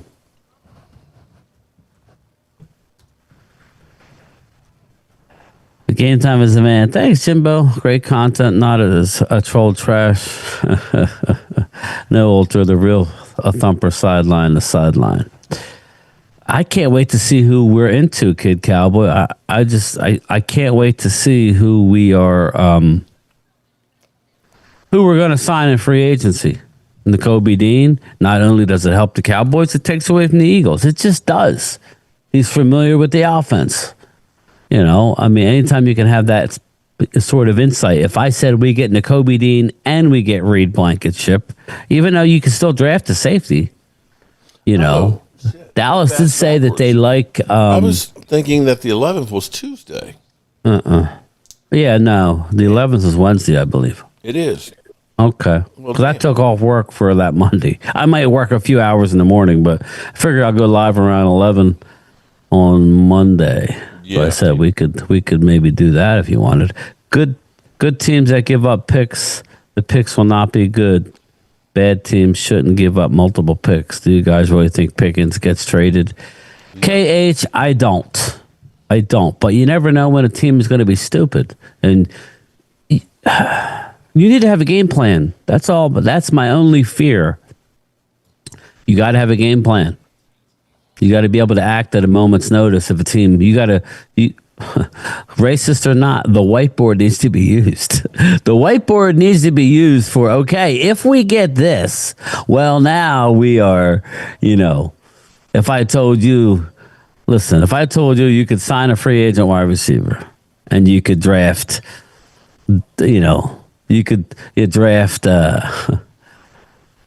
whoever defensive end you like, Hal, Delane, McNeil Warren, Jacob Rodriguez, if I said you get those four players, You know, it is what it is. I don't think he's going anywhere. Sounds like we're going to be a player in free agency. Vinny, indeed, my man. How much?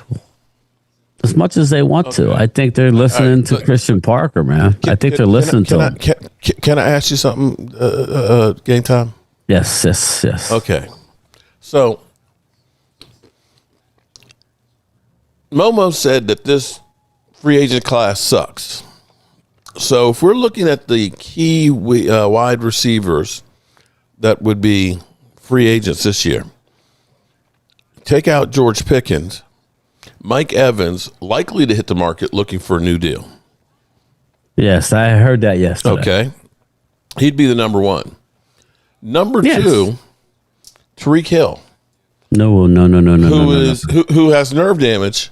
Yeah, he's rumored to be going back to the drop Chiefs, but let's settle down a little bit. Debo. I would be in on Debo. I know a lot of people don't like Debo, but as long as he has the baby, I'm down to have Debo. He spits out the kid, I'm down. Alec Pierce. That's the guy I like. Out of Cincinnati, he played for the Colts, but he'd probably go back to the Colts. Wandale Robinson. Nah, I might. There's not many good receivers, honestly, guys. Juan Jennings.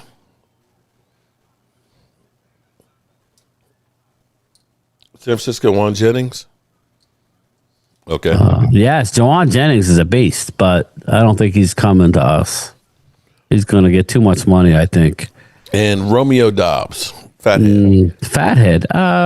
You know, I wouldn't mind Romeo Dobbs. Romeo Dobbs gets open. So, how many of those guys would you rather have than George Pickens? None of them.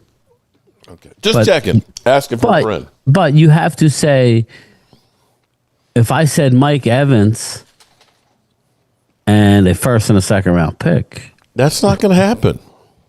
Okay, we'll see. You never know. You say it's not going to happen, but if George Pickens is that coveted, somebody will easily get the Patriots will give 31 and next year's 2. They will. I'm just saying. I'm not saying Dallas will go for it. I'm just telling you. My question to you stands. Would you do it? No. All right. Then there you go. But will they do it? I'm sitting here thinking that the Cowboys gave up 2 freaking number ones for Joey Galloway. Okay? They did that trying to get a guy like George Pickens. To me, that's his value. Yeah, but if that's why I said, Ultra, if you had another first-round pick, you could get him at the end of the first. You know? Kid Cowboy. Postman, what do you think about University of Cincinnati middle linebacker? You got Jake Golday. He's a beast. I don't know if that's who you're talking about. Jake Golday. Yeah, he's the big white dude, 6'4", 240, who thumps you. I just don't know. I'm not sure,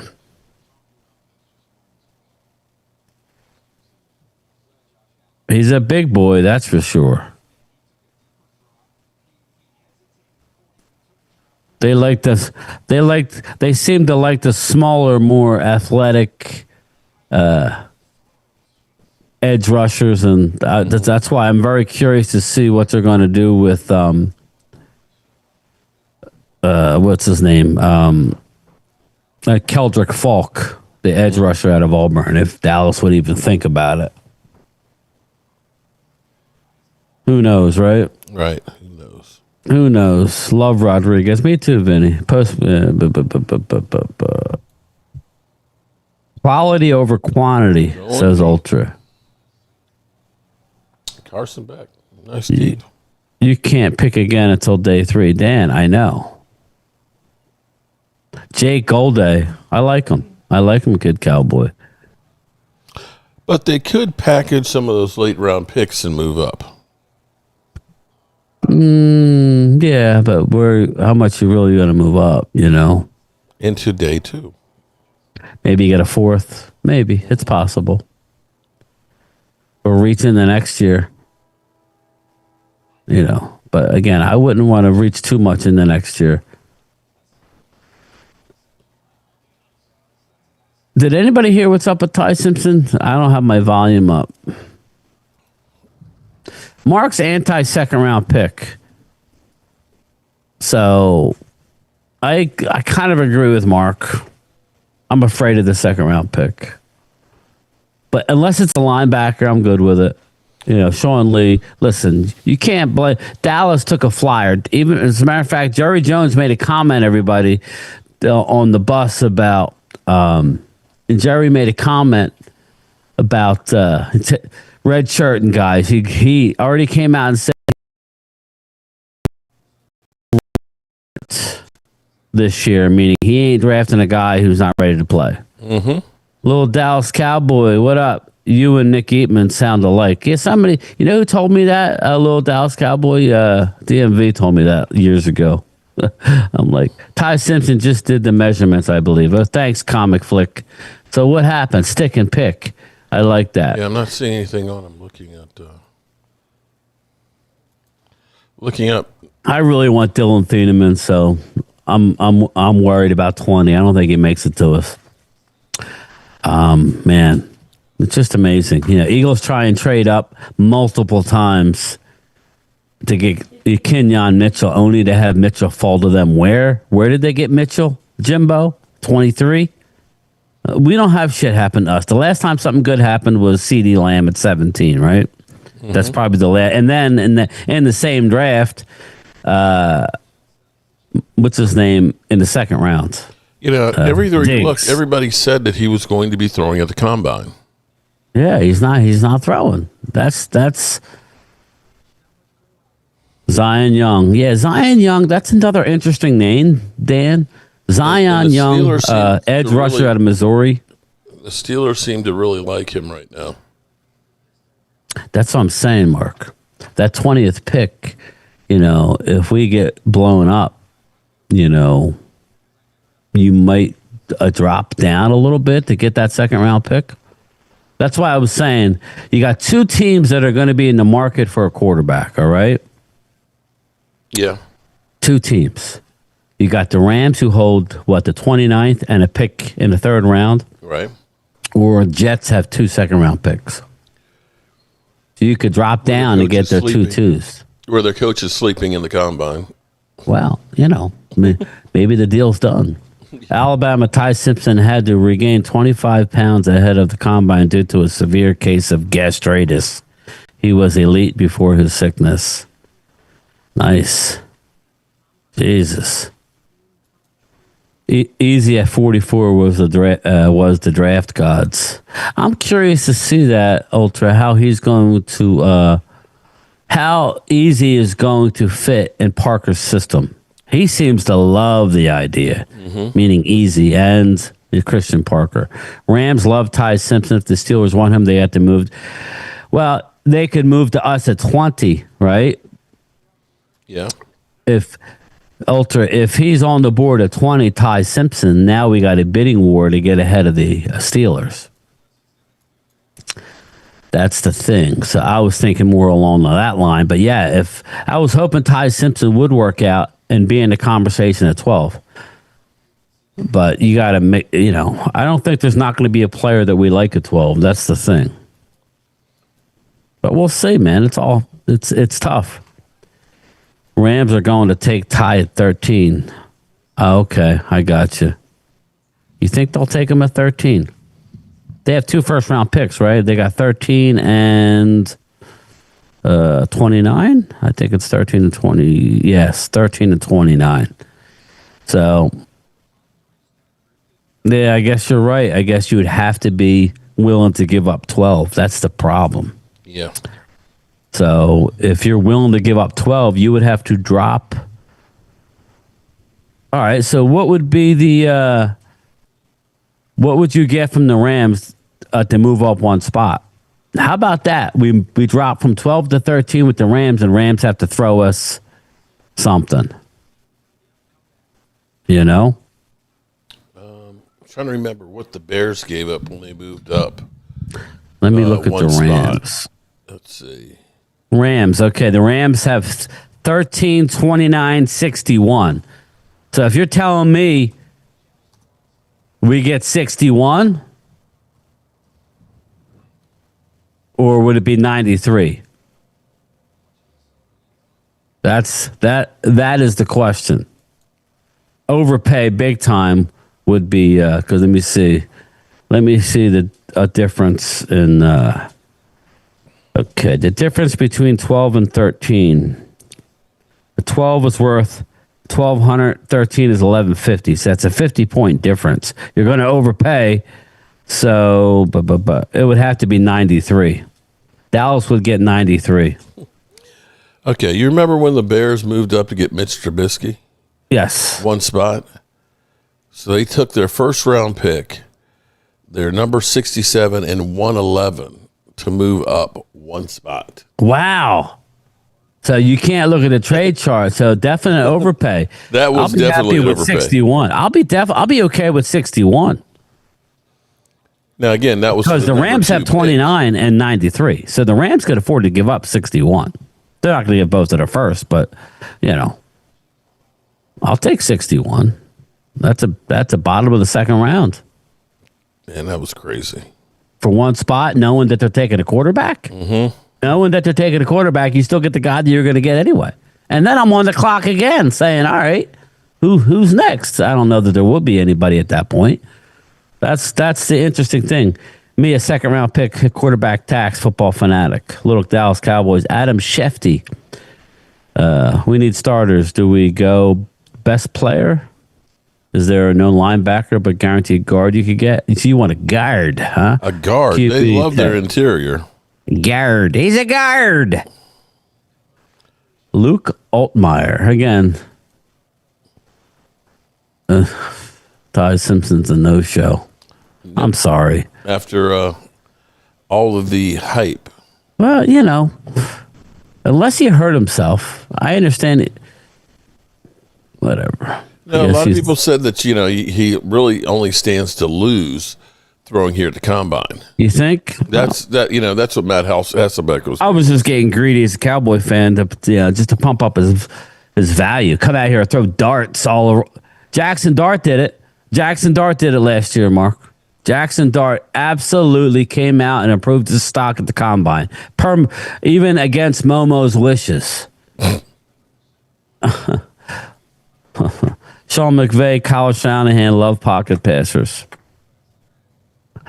Kyle. Isn't that funny that the Kyle Shanahan said he's going to do everything he can to retain the Alabama quarterback, the backup. Okay. Just if you food are for thought. Brock Purdy, that should scare you. Well, again, he really wants. How they are what's with his name that was quarterbacks. drafted by the Patriots. I'm sorry, guys. I'm dragging here. That's why I'm reading. I'm trying to stay awake. Sean McVay and I agree with that. So we shall see, everybody. We shall see. Don't forget, tonight at 7 o'clock, me and Primetime Phil will be live. It's a prime time. He got his plane ticket, so he's locked in. He's just going to need he said, give him a couple weeks, and then he'll take care of you. Mac Jones, bang, mouse. How bad that plane ticket is right now to get in there. Well, he's flying into Philly. I'm picking him up. Flying to Philly. Okay, that's wise. Okay. Yeah, I'm going to pick him in Philly. I would just say, have Randy fly into Pittsburgh, and he can either take an Uber to the house. Actually, I talked to him, and that's exactly what he was saying. He was actually going to fly in on Tuesday and stay someplace Tuesday, and then Uber over. I don't know where you're staying on Tuesday, but thanks, Jimbo. Thanks, brother. Just saying, Ty Simpson's first 6 games were better on tape than Mendoza's. I'm hoping that this value goes through the roof, Ultra. As a Cowboy fan, that only helps us.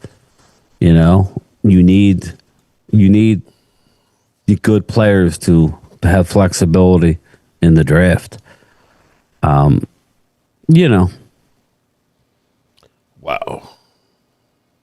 I'll check later to see the updated page. This is crazy. Okay, What's so I'm glad we did what we did when we did, because I'm just curious. I was curious to see what is a hotel right now in Pittsburgh. So Drury Inn and Suites, Pittsburgh Airport. Okay, this is the lowest priced, and it's got 2 stars. It's $384 a night. Wow. Two stars. Yeah. And let's see. The Sheraton Pittsburgh is $781 a night. Hilton Garden Inn downtown Pittsburgh is $850 a night. Jesus. The Industrial Hotel Pittsburgh is $1,023. That's crazy. Now, see, and here's where it's interesting, because you have 32 NFL cities. Well, actually, not even 32, because you got New York has got 2 and so on. But 32 markets. Pittsburgh is probably one of the smallest. Pittsburgh and Green Bay. Who else would be smaller market than those 2? Oh. I mean, Jacksonville is got a lot of people, but it's spread out. Jacksonville is about the flattest place you've ever been in your life. And I tell you what, the funniest thing was, we flew into Gainesville for the Super Bowl that was in Jacksonville in 2004, and we were going past a Shell gas station at night, and the S was burned out. So it was hell. We should have known right then. You stayed in hell. We were Ultra paid. Well, he did it. This is hell. I think he did. I think Ultra got his room right after last year's draft. He's got 6 nights downtown for $3,500. That's still a lot. 6 nights, okay. But I mean, he did it the right thing with Pittsburgh after the draft. Pittsburgh is a city, or an area that's about 300,000. I know it doesn't sound like that's small, but when you think that there's usually like 150,000 people the first night of the draft, that's half of the population of the city. I can say Fairfax County in Northern Virginia is over 2.5 million people. So when you have that many people that descend on a place, there's not a lot of places for people to stay. And that was the problem in Green Bay. People were staying 100 miles away and still paying through the nose to get to Green Bay and having to travel. And the weather was bad. It ended up raining. And one of those nights, a cold rain. So the fact that we're only like 15 minutes from the airport and 15 minutes from downtown, we lucked the fuck out. And to think that it's costing us about $450 a person, you can't get a night in a hotel for that right now. So I'm feeling pretty good right now. Yeah, we're good. We just, we'll have to have a battle royale for the rooms. I told Phil, I said, or Randy, he can have one of the rooms. So I got my aero bed, man. There's 2 sectional couches there. I'm getting a young stud on a rookie deal. Yeah, I think that's the best thing we could do. I could sleep in the bathtub. I think what we need to do is sign in free agency. I think last year was the year of the trade. I think this year might just be sign free agents and draft young players. That's not going to stop you from a little trade down if you need to get a pick. Well, the only trade somebody's going to it's going to have to be a win for me type trade. Not making a trade just to make a trade for trade's sake. What I mean? It's got to be something that definitely leans towards the Cowboys. Again, it goes into my thing, Mark, where after a certain amount, after so many guys, and I don't know that number for Dallas, then you're looking at a bunch of players that are very similar. So they're willing to lose out on a few. How that works is you will count the spots in between your next pick and say, okay, we have 9 guys that we're willing to go with, and we're only dropping 6 away. We're going to drop. We're going to get an extra pick, and we're going to get one of our 9 guys. That's how they're looking at it. I was saying a Caleb Downs. Now, obviously, my question to some of you guys, I don't think Caleb Downs makes it nowhere near us. So who else is it? Styles? It's funny now we're talking Styles. Styles has no shot to make it a 12. None.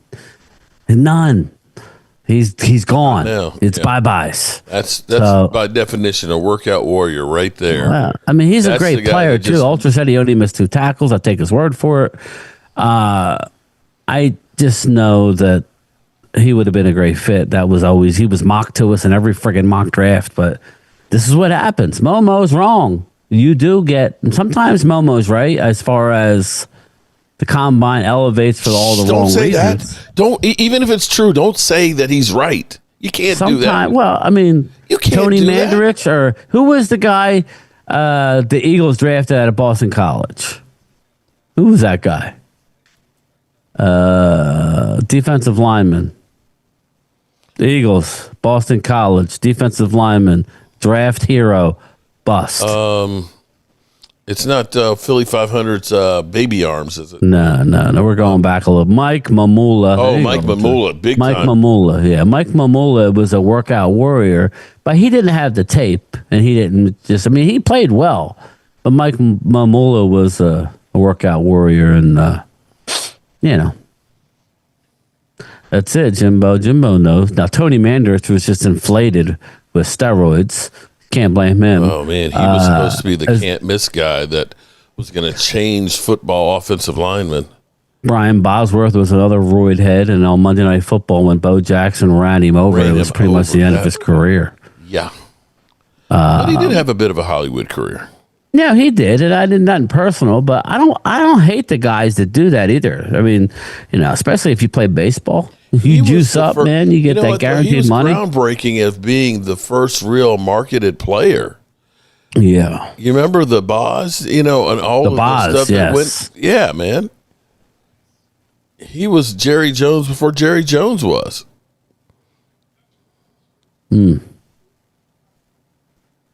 Vinny, Manila. Trust the tape. John Ross, that receiver that Bengals drafted, broke the 40-yard dash. Comic flick. There was a guy that John Ross was one of them, but there was a guy that the Giants drafted out of the University of Tennessee. Sorry, my mind is more numb than usual. Who am I thinking of, guys? He's actually still on the team. The Giants. Anyway, he just runs fly patterns, and I didn't like him coming out. Jalen Hyatt, is that the name? I think it's Jalen Hyatt. Jalen Hyatt, you got to be aware of those guys who just run fly patterns in college, you know, or the 9 route.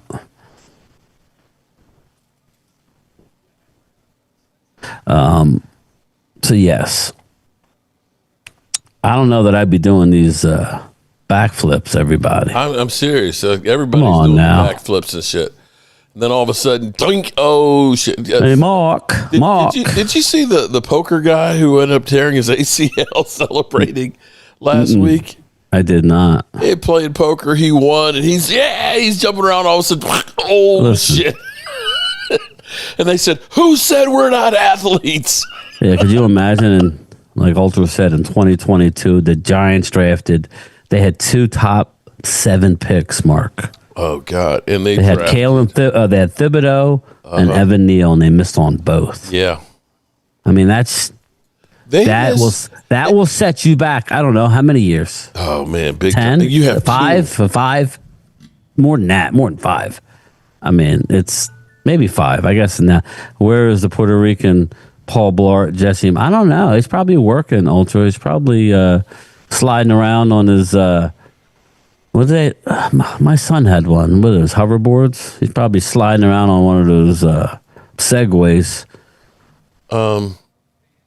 Giants have had problems the first round picks lately. He's straw shopping. Jesse and his straw. Come on, he'll be live later, I'm sure, with somebody.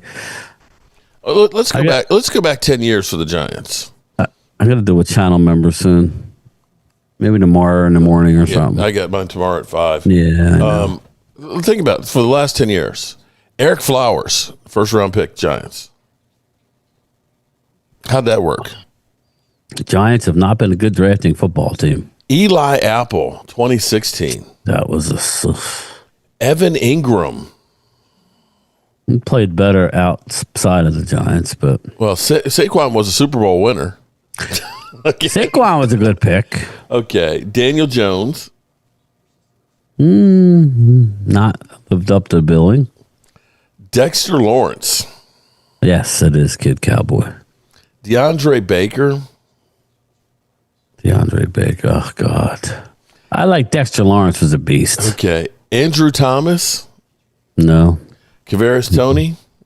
No, Kadarius Toney. Remember, they moved up. They got Yeah. no, they got screwed. What? That was the famous Devontae Rasheed. Smith, Micah. What? Why did we draft a wide receiver? He knew. Kayvon Thibodeau, Evan Neal, It's been bad, man. If the Devontae Giants, Banks, Malik Mac Neighbors. Jones is the quarterback we need. Kid Cowboy. Yeah, Abdul Carter, he didn't have a season like everybody thought. Everybody thought he was going to be Micah Parsons 2.0. And Jackson Dart, I think they got something there. Yeah, I like Jackson Dart. But you look at that. That's not I don't know good. that he's can't miss, though. I like him. I think Jackson Dart marks the type of quarterback that you need to go out and bring Support him. talent around him now. Yeah. A running game. Go get me another offensive stud line. wide receiver. Offensive line. But he's mobile enough to where even if you go out in free agency and just get a couple interior guys, I think you could live with it. Again, I'm telling you, the new NFL, I think having a great center and guard combo And that's what the almost Cowboys is almost as important as having a stud left tackle. I know everybody wants the left tackle. I get it. But in order to run the football, and normally you have the quarterbacks can at least get rid of the ball, you're seeing it coming. So, And that seems to be the Cowboys' philosophy. might be here, Ultra. and He why says Dart is too reckless. It might be. and that may be what they're saying basically why they don't want to move Tyler Smith out to tackle. Yeah. We like the interior of that being stout the way it is. Linda Conyers, welcome to the show, Linda. There will never Lovely be a Linda. cap hell. The NFL television contract is renewing in 2029 when all these dead cat hits are due. Linda tells you. And I kind of, it's scary, Linda, but I kind of agree with you. And just a case in point, Mark, did you hear where YouTube is looking for 4 additional live games to broadcast? What do you think that's going to do to the Well, to it's the definitely numbers? and the NFL is definitely happy to go ahead and go to streaming. But that's just going to bump the cap up again. Here's the thing. Let's just think about this, okay? I have currently right now Peacock and Paramount TV to watch like 2 games each. I don't watch TV. Listen, I do not. I mean, occasionally I'll watch River Monster if I just want to watch something. My wife, River Monsters. I love that. Jeremy Wade. I man, used and to all this watch big it. fit. Yeah, I used to I'll go watch back and I'll watch those. I don't watch ESPN unless there's a football game on. But yet I'm paying for these apps, and I think it's $15 or $14.99. Yeah, I know. You get lulled in. Oh, it's only $11.99. It's only $15.99. And then you look at them like, holy shit, I'm paying $120 in apps. Right. It is what it is. And so if you are a company, you say it's worth me to pay $500 million for somebody to go ahead and sign up and forget that they've got this freaking app. Now, have you noticed YouTube TV's getting higher and higher? Yes, But I do love YouTube TV though. hold it. But that's what every crack dealer does. But don't they you get know you that high- I love the they get you quad high for box. cheap. I love it. I don't, I just love how they group everything. Like how they handled the Olympics was incredible. I mean, it was just very, very impressive how they do it. Dirty Sanchez, I got a show. It's called Trouser Monster. Dirty Sanchez. Well, I will say that for me, I love having YouTube TV because, wherever I am, all I got to do is have a Wi-Fi signal and I can watch TV. Yeah. The fact that I can sit here at the Red Brick House and have 3 TVs with YouTube TV on, and this isn't even my home market. Right.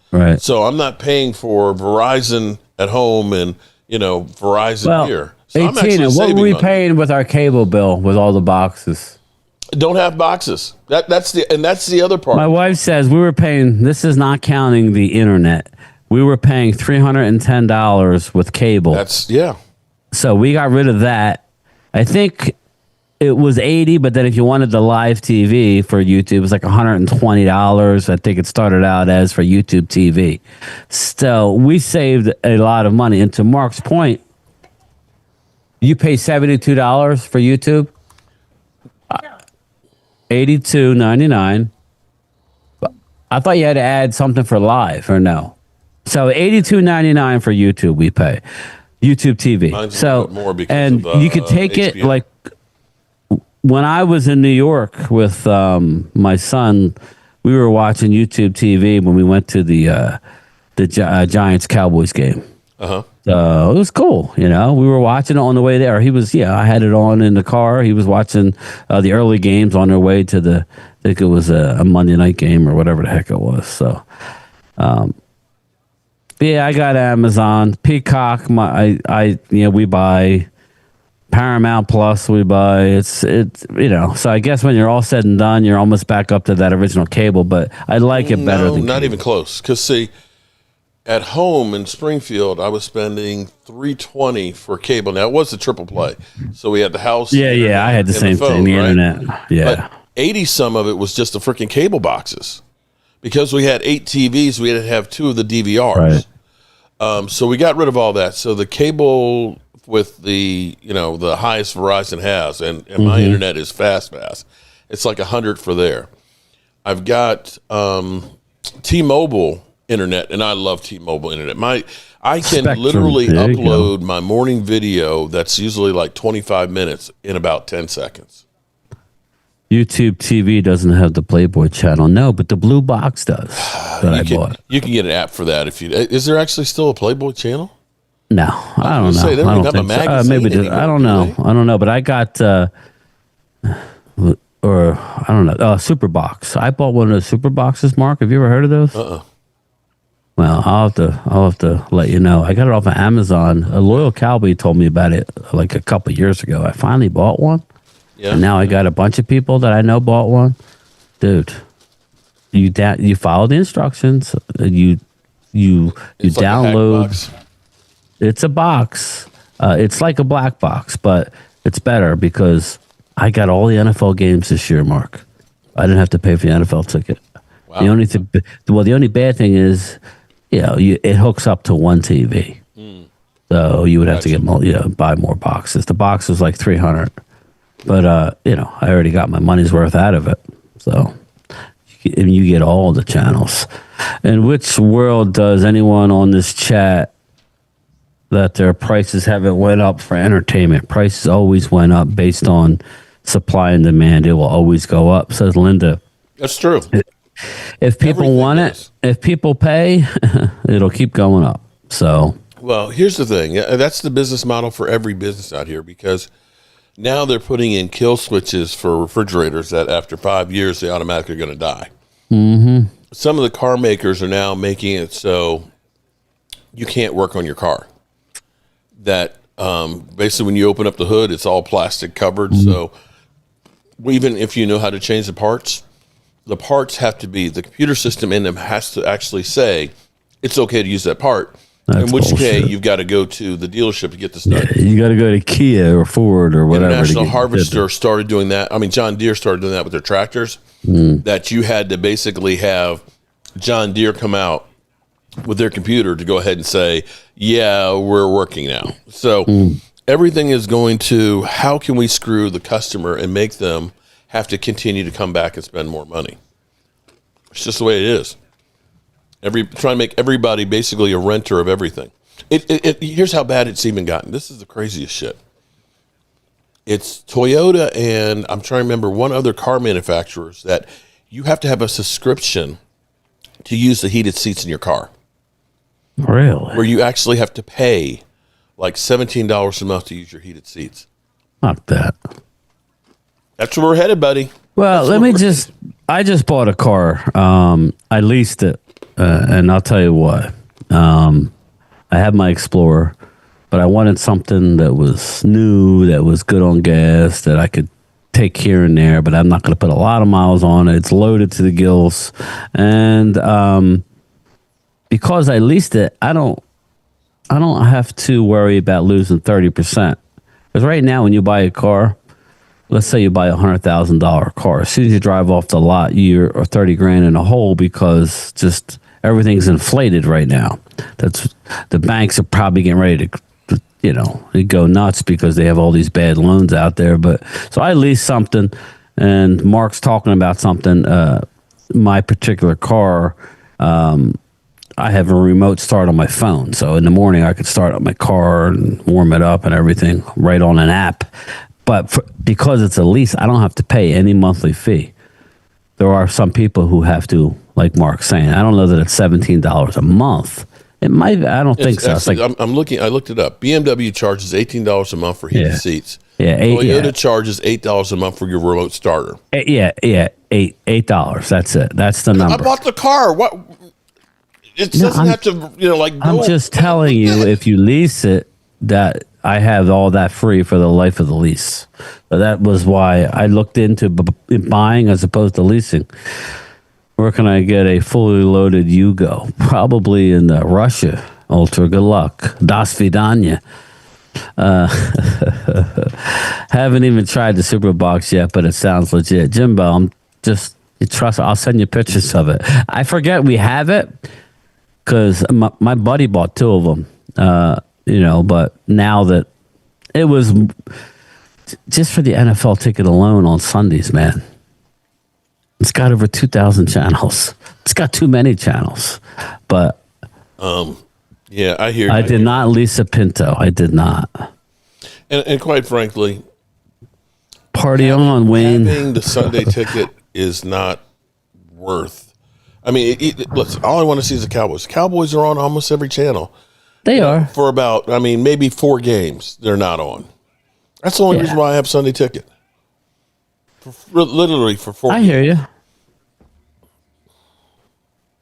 Kid Cowboy 66. That Super Box sounds cool. 400 at Walmart. Oh, they have them at Walmart? That's incredible if they're selling them at Pacer. That's it, baby. I got mine for 2 something, but I think they're slowly going up. But it's definitely worth it. I was watching.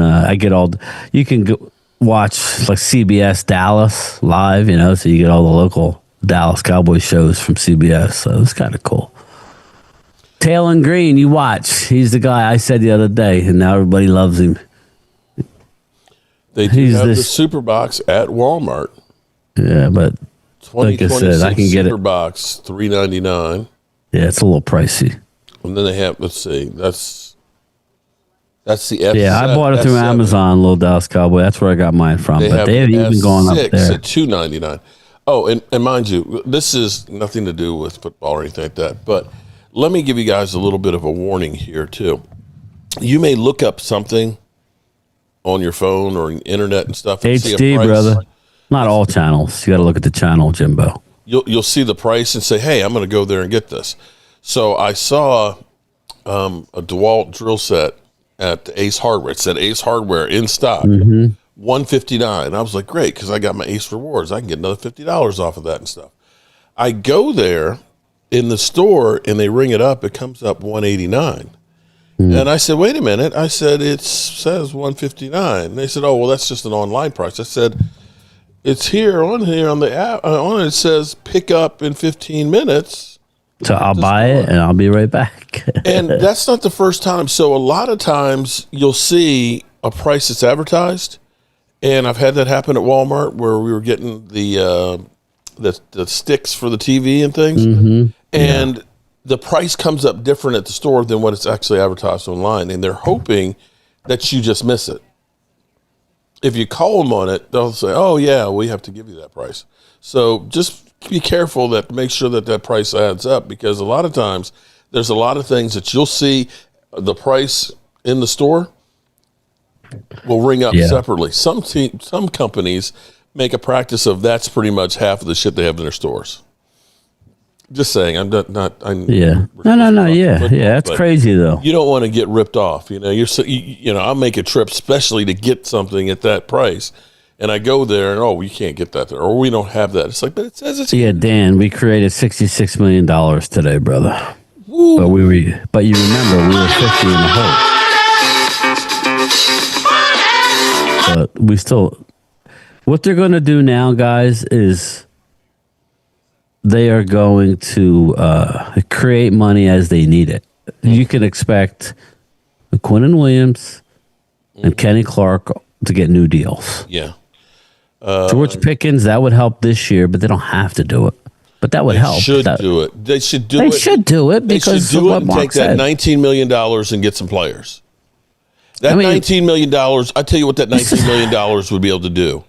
That would be getting DeMario Davis and getting maybe from Miami edge rushers.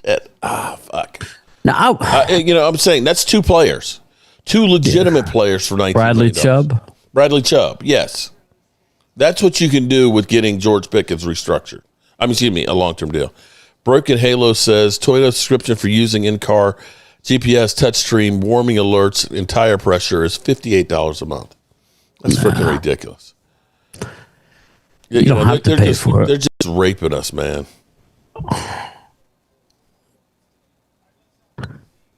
Little Cowboy says we were over 64 million. Now we were over what 56 million, right? Yeah. It wasn't 64, Little Cowboy. It was 56.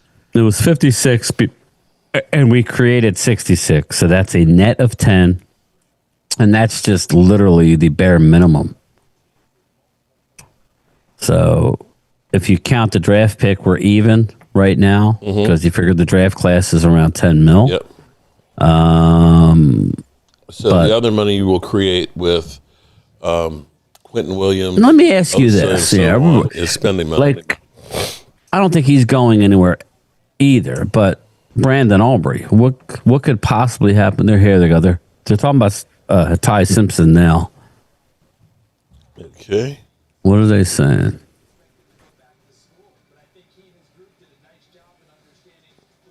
Oh, it says he decided not to throw. Yeah, I guess so. Whatever. Hanging around the rim and kick the can on a terrible team, little Dallas Cowboys. It's a bad idea. I say Dean over Davis. How about both? You figured Maris Lee foul.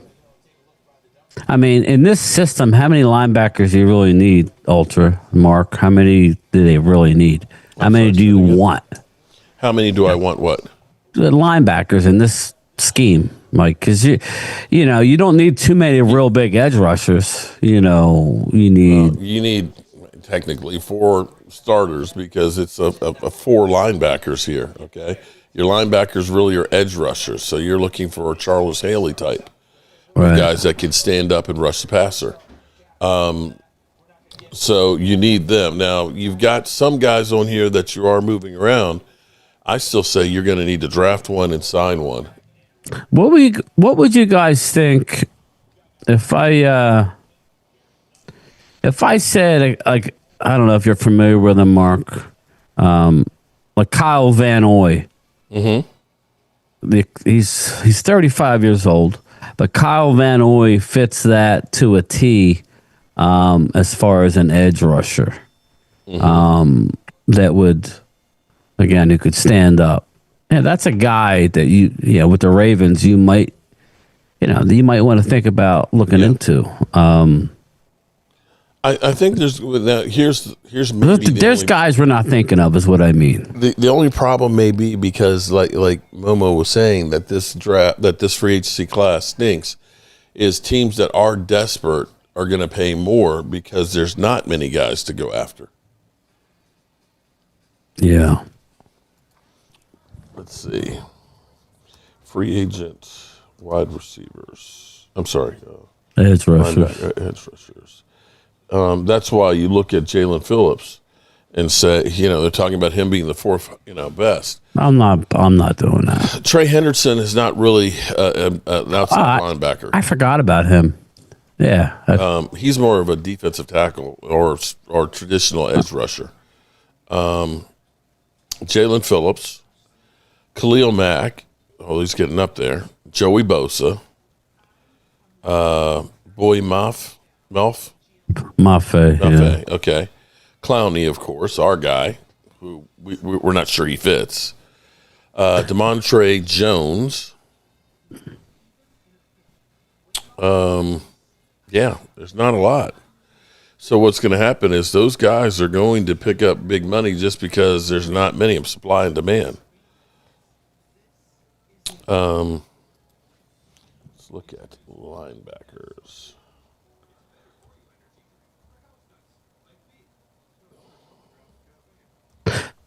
What would you do about? How about Hassan Reddick? I know his numbers have been going down, but I think he would fit in this scheme. Possibly. Okay, so linebackers wise, traditional linebackers: Bobby Wagner, Logan Wilson, Levante David, Demario Davis. They're projecting him at a $9 million market value. I'd take that in a heartbeat. Kenneth Murray. Yeah. Simpsons throwing next, says Vinny Hagan. Very cool. We get to watch it. Milio. Quincy Williams. I'd take Quincy. Quincy's market value is at 9.1. Alex Singleton, EJ Speed.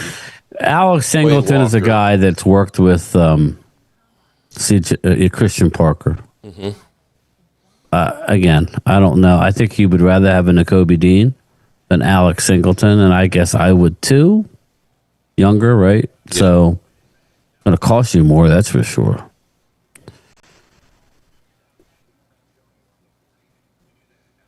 All right, here we go. Ty Simpson's getting ready to work out here. Is it? Finally. Okay. Yep.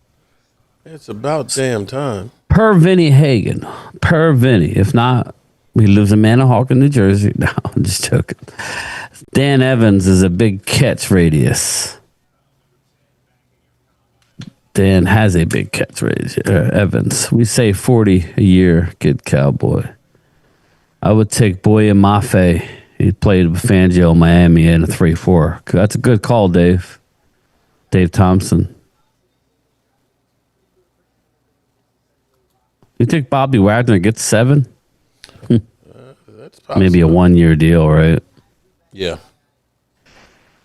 It seems like he's been getting short contracts for the last 5 years.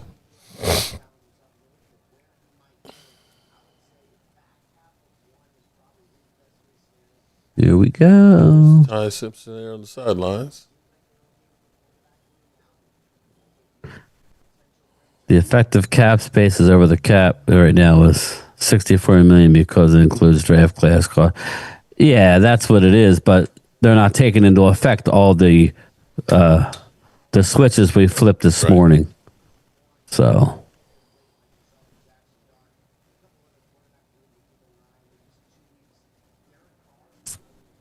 yeah, so we good.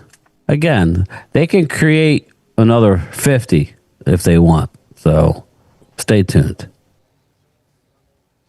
And understand, when you say we're paying a guy $30 million a year, it's not a $30 million cap hit. Right. That's, that's the thing that people don't seem to understand. And, and it's crazy because a lot of times you listen to the talking heads. It's like, I don't think that they understand how these things work, because they're like, oh, well, George Pickens at $28 million on a franchise tag. That's a good deal for the Cowboys. It's like, wait a minute. You can get him for a long-term deal for 8 and have 20 more. So how are you saying that this is a good deal? Ultra says Crosby has lined up outside of the offensive tackles for over 95% of his career snaps. According to Pro Football Focus, he could play outside linebacker. Provided his meniscus is okay. Stop kicking cans, says Kid Cowboy. If we sign Mike Evans, move him to tight end, that's going to be a red zone problem. Clemente. Now you're talking, Clemente. But how much would that tight end cost? So we'll see. I think we got a red zone threat. No, I don't think. I think he needs to take a step. Evan Spanford's a big dude, but I don't think he's no Mike Evans. Yeah. DeMario, they're saying $9.4 million. I don't know how accurate. Plenty of linebackers. If you want a linebacker, better This is again. the year to want one. Bobby Wagner, Levant. No, I wouldn't do that. Demario Davis, Matt Milano at a Buffalo, Alex Anzalone at a Detroit, Quincy Williams, Alex Singleton, Quay Walker, Devin Lloyd. It just goes on and on. That's where you've got lots of guys there that you Go get me two of them. and don't forget N'Kobe Dean. Yeah, N'Kobe Dean. Well, I didn't get that far. Yeah, N'Kobe Dean. So if I told you, Mark, and I know people hate when I say this, but let's say they go get Reed Blankenship, N'Kobe Dean. Let's say they bring in a corner. Don't have to. It could be the top of the best corner out there, but somebody who Christian Parker likes. Let's say they bring in an edge rusher. I don't know who. And then you go draft, and you draft a safety. picks. You draft a linebacker. You drafted it and like another, whatever. Yeah. I mean, but if you did that, you could take an offensive player. Not that you would want to. Well, you never know. Logan CD Motorsports Lamb with might breaking drop to you. news. Well, let me ask you this one. They're Cowboys trade estimating- Dak Prescott for Mark Holmes. Okay. They're I think he's a estimating better N'Kobe player, Dean ultra, at too. 7.8, and Demario Davis at about a 9.5. Who would you take? If we would you take $2 million and save it with N'Kobe, or would you go for a Demario? I'd go with N'Kobe Dean, I think. Because you get him on a long-term deal. But just, Even though he seems to be injured a Injured. lot. What would you do if they pick Love at 12 if he drops? What if Jeremiah Love drops? He ran the second fastest at the running back position, right? Is that what they said? He ran the fastest. Yeah. I'm If not sure that- Jeremiah drops to 12, he will be the highest guy on the board. This is why you got to hit free agency and hit most of your holes. That way you can take a you chance. can take a chance on a guy like that. Yeah. It's not a chance. He's a home run guy. Right now, you put him in the backfield with Javante, shit. Just look what they're doing in Detroit True. with Gibbs and Montgomery. Yeah, but here's the problem. We had a number one offense last year I know, but you can't. and the that's worst defense. I know, but you can't. You This can't is how you do get in but so trouble. much more with that offense.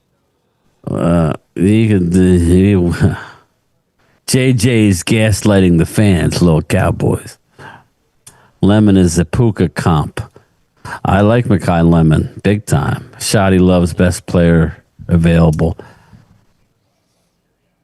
Okay. I'm going to have to end around 5:30. Yeah, I'm gonna roll too. Surely, I want to see Simpson, and then we'll get out of here. Yeah. St. Brown, I like Amon Ra. Or JSN. JSN is a beast. Mm-hmm. He's a beast.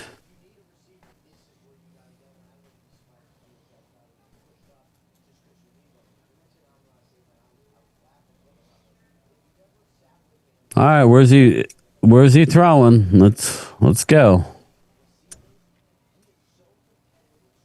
What do you got to cook? What are you cooking? No, going out to dinner Nice. Where are you going? You going to that place? to the smokehouse. Yeah. They're only open 3 days a week. We haven't actually been in a while. So I asked my wife this one. I was like, what do you want for dinner? She's like, how about we go out and eat? It's like, oh, you're tired of my cookies? She's like, no, not at all. But she's like, I want to give you a break. It's like, okay. So what do you like getting at Oh, their prime rib is really good. yeah. And they also have like an all-you-can-eat seafood. Like on Thursday night, it's oysters and shrimp and crab legs. Mm. And see, it's like one of the local places that, there's some really fancy top-end places that are in Stanton, including one that is like this supposedly world-renowned chef, and basically there's only like 5 tables that are in there. I mean, they said it's a life-changing experience. It's like, okay, life-changing as in my bank account is now bankrupt. Right. Yeah. But this is more of the regular place that's off the beaten path. And the assistant manager, she's actually an Eagle fan, and we always end up talking shit back and forth and all. But really good people. When you find something you like, you stick with it.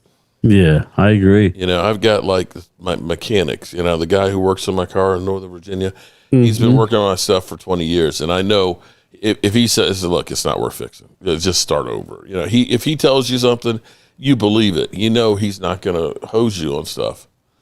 And that is few and far between in this world today. More people are ready to rip your ass off and laugh at you than actually do something good. Alan Williams is going to go hop in the shower.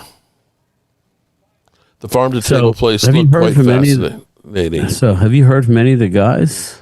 I have heard from Randy. He said he was going to take care of it. No, I'm talking about the guys that said they wanted to go originally. Originally, yeah. Eddie? They all chimed in on the chat. Did they? Everybody I don't have their numbers. Everybody waved in there. Okay. Let me double check. Because I reposted the link. What's up, Asia? How are you? Hope you're doing well today.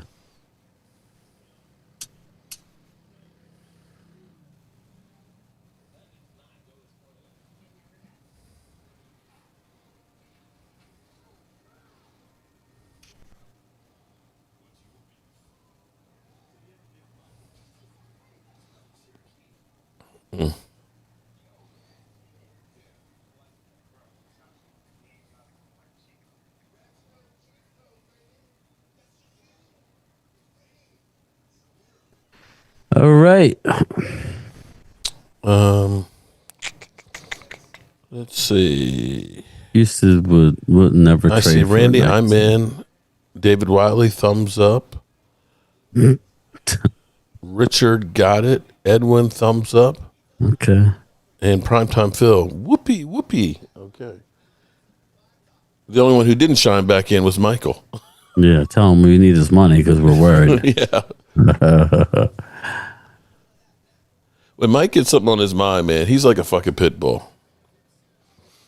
He kind of got screwed when the very first USFL game, he bought tickets for people and it took him forever to pay. He's like, "You get your money. You better pay it." Aisha, I'm sorry, What's up, Joe DeMasi? What's up, brother? Almost 5 years for Aisha Robinson. Shout out to Aisha Robinson. Love you, honey. Hope you're doing well, girl. All right. I think they're teasing you on this. I don't know. I'm going by what Vinny Hagan said. Well, the arrow is pointing up for the Cowboys, and the Eagles are losing key coaches and players this offseason. Football fanatic. Philly 500 says everything's fine. It's good for business. There's nothing to see here. I just find it funny how we they're going to be 13 have new coaches and we're a long way off. We can't do it. They have new coaches. It's because their roster is so good, right, Linda? Jeremiah Love looking good out there today. Jesus, yes, please. I'm wondering how many Cowboy fans will be going to the draft with us only having picks in the first round. I think Cowboys fans show up everywhere, but Pittsburgh's not that for everybody. I mean, you know, I think next year's going to be a mob scene. That'll be interesting. Oh, indecent, yeah. Because it's kind of a centralized location, you know. Howie, the gangster GM, he is good. He is good at doing that.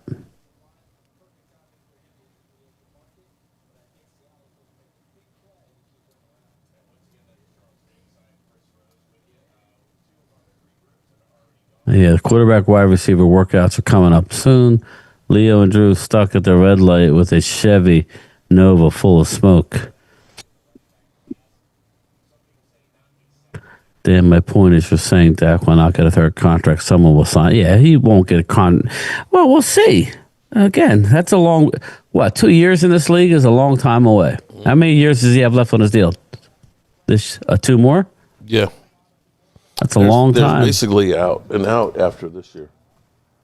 That's a long time in the NFL. Dallas, Eagle fans, close your ears. If Dallas wins the Super Bowl, who knows?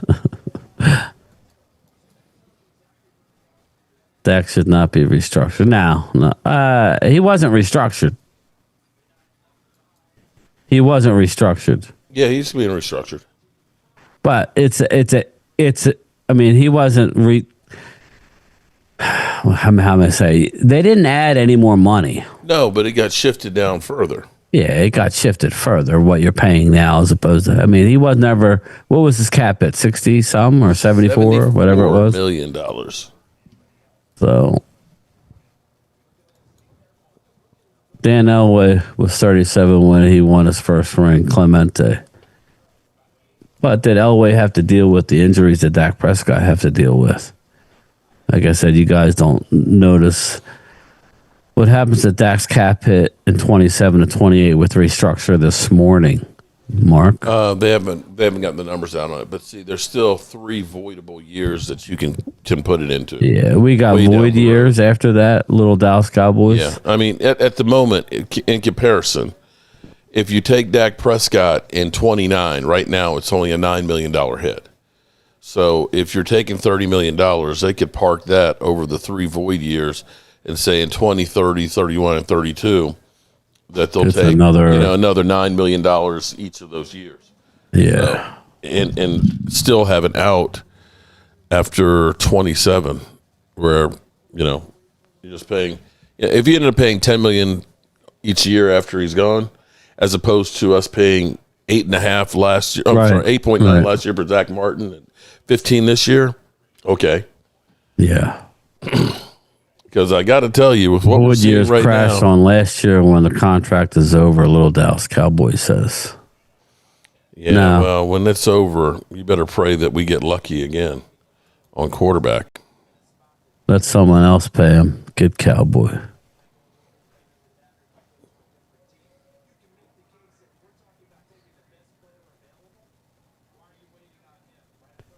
Romo's back killed him. Yeah, Dan, Romo, it's a shame, but Romo just couldn't stay healthy. He had some serious injuries, too. I mean, not that Dak hasn't, but he had... He got to the point where it's like every time Tony Romo He scrambled farted, he'd blow it was something. like, oh my God, please don't hit him, please don't hit him, please don't hit him. Sadiq ran faster than McCaffrey. Oh, we went to Super Bowl in year 4 and year 11. Nada.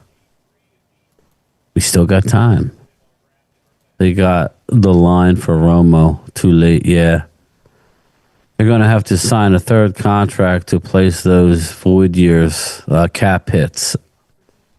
Well, you would have one decent cap number, a little Cowboy.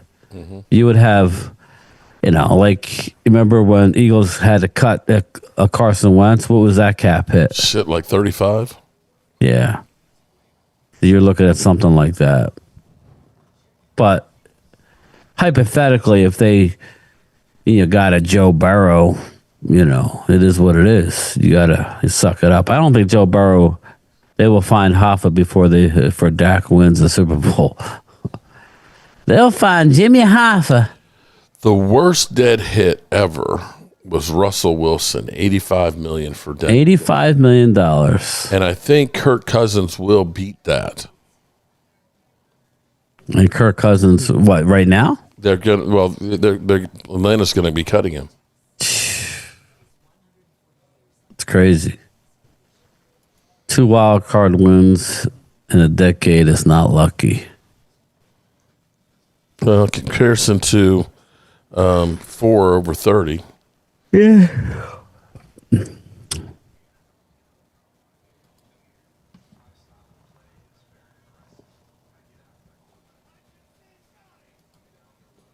Kirk Cousins, let me pull him up because I think he's like a $95 million dead hit. He got $100 million for 2 years of being in Atlanta. It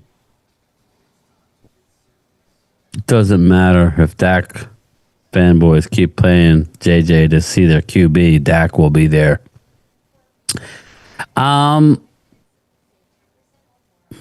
Yeah, unfortunately, they're not going to stop going to the games or selling tickets. And if they do sell tickets, it'll just be to visiting teams.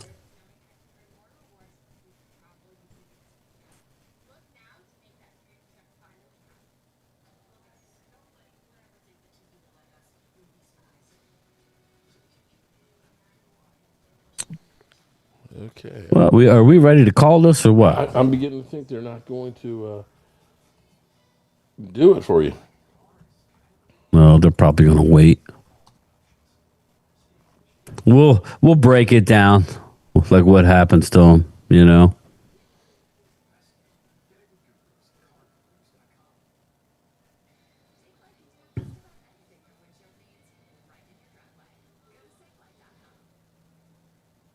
Because they're just running. Who the hell cares? Yeah. Actually, I messed up on it. His dead hit is actually $35 million when they release him for this year. But they paid him $100 million for the 2 years he was here. So we're talking about $135 million for Kirk Cousins for like 4,500 yards. I think 26 TDs and 21 interceptions. You want to talk about stealing money?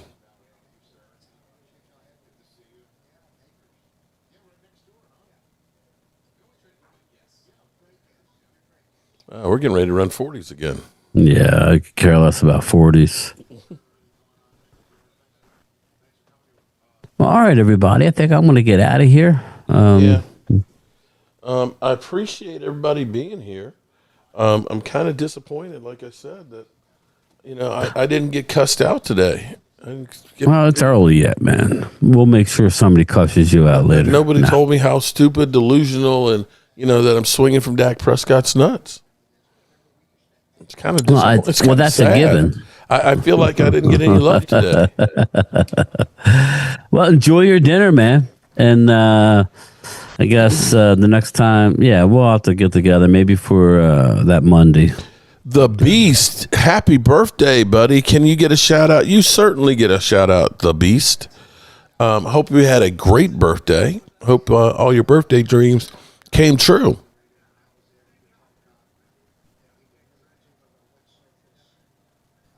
They left Mark and started jumping on my nuts. Rhonda says, okay. I didn't know you had nuts there, Rhonda, but okay. All righty. So I'm out of here. Yeah. All right, everybody. We'll talk to you later. Remember, I'm on Primetime Phil's channel tonight at 8 o'clock Eastern. I'm going to go kick back for a little bit, maybe get a little dinner, and then we'll see you back a little later.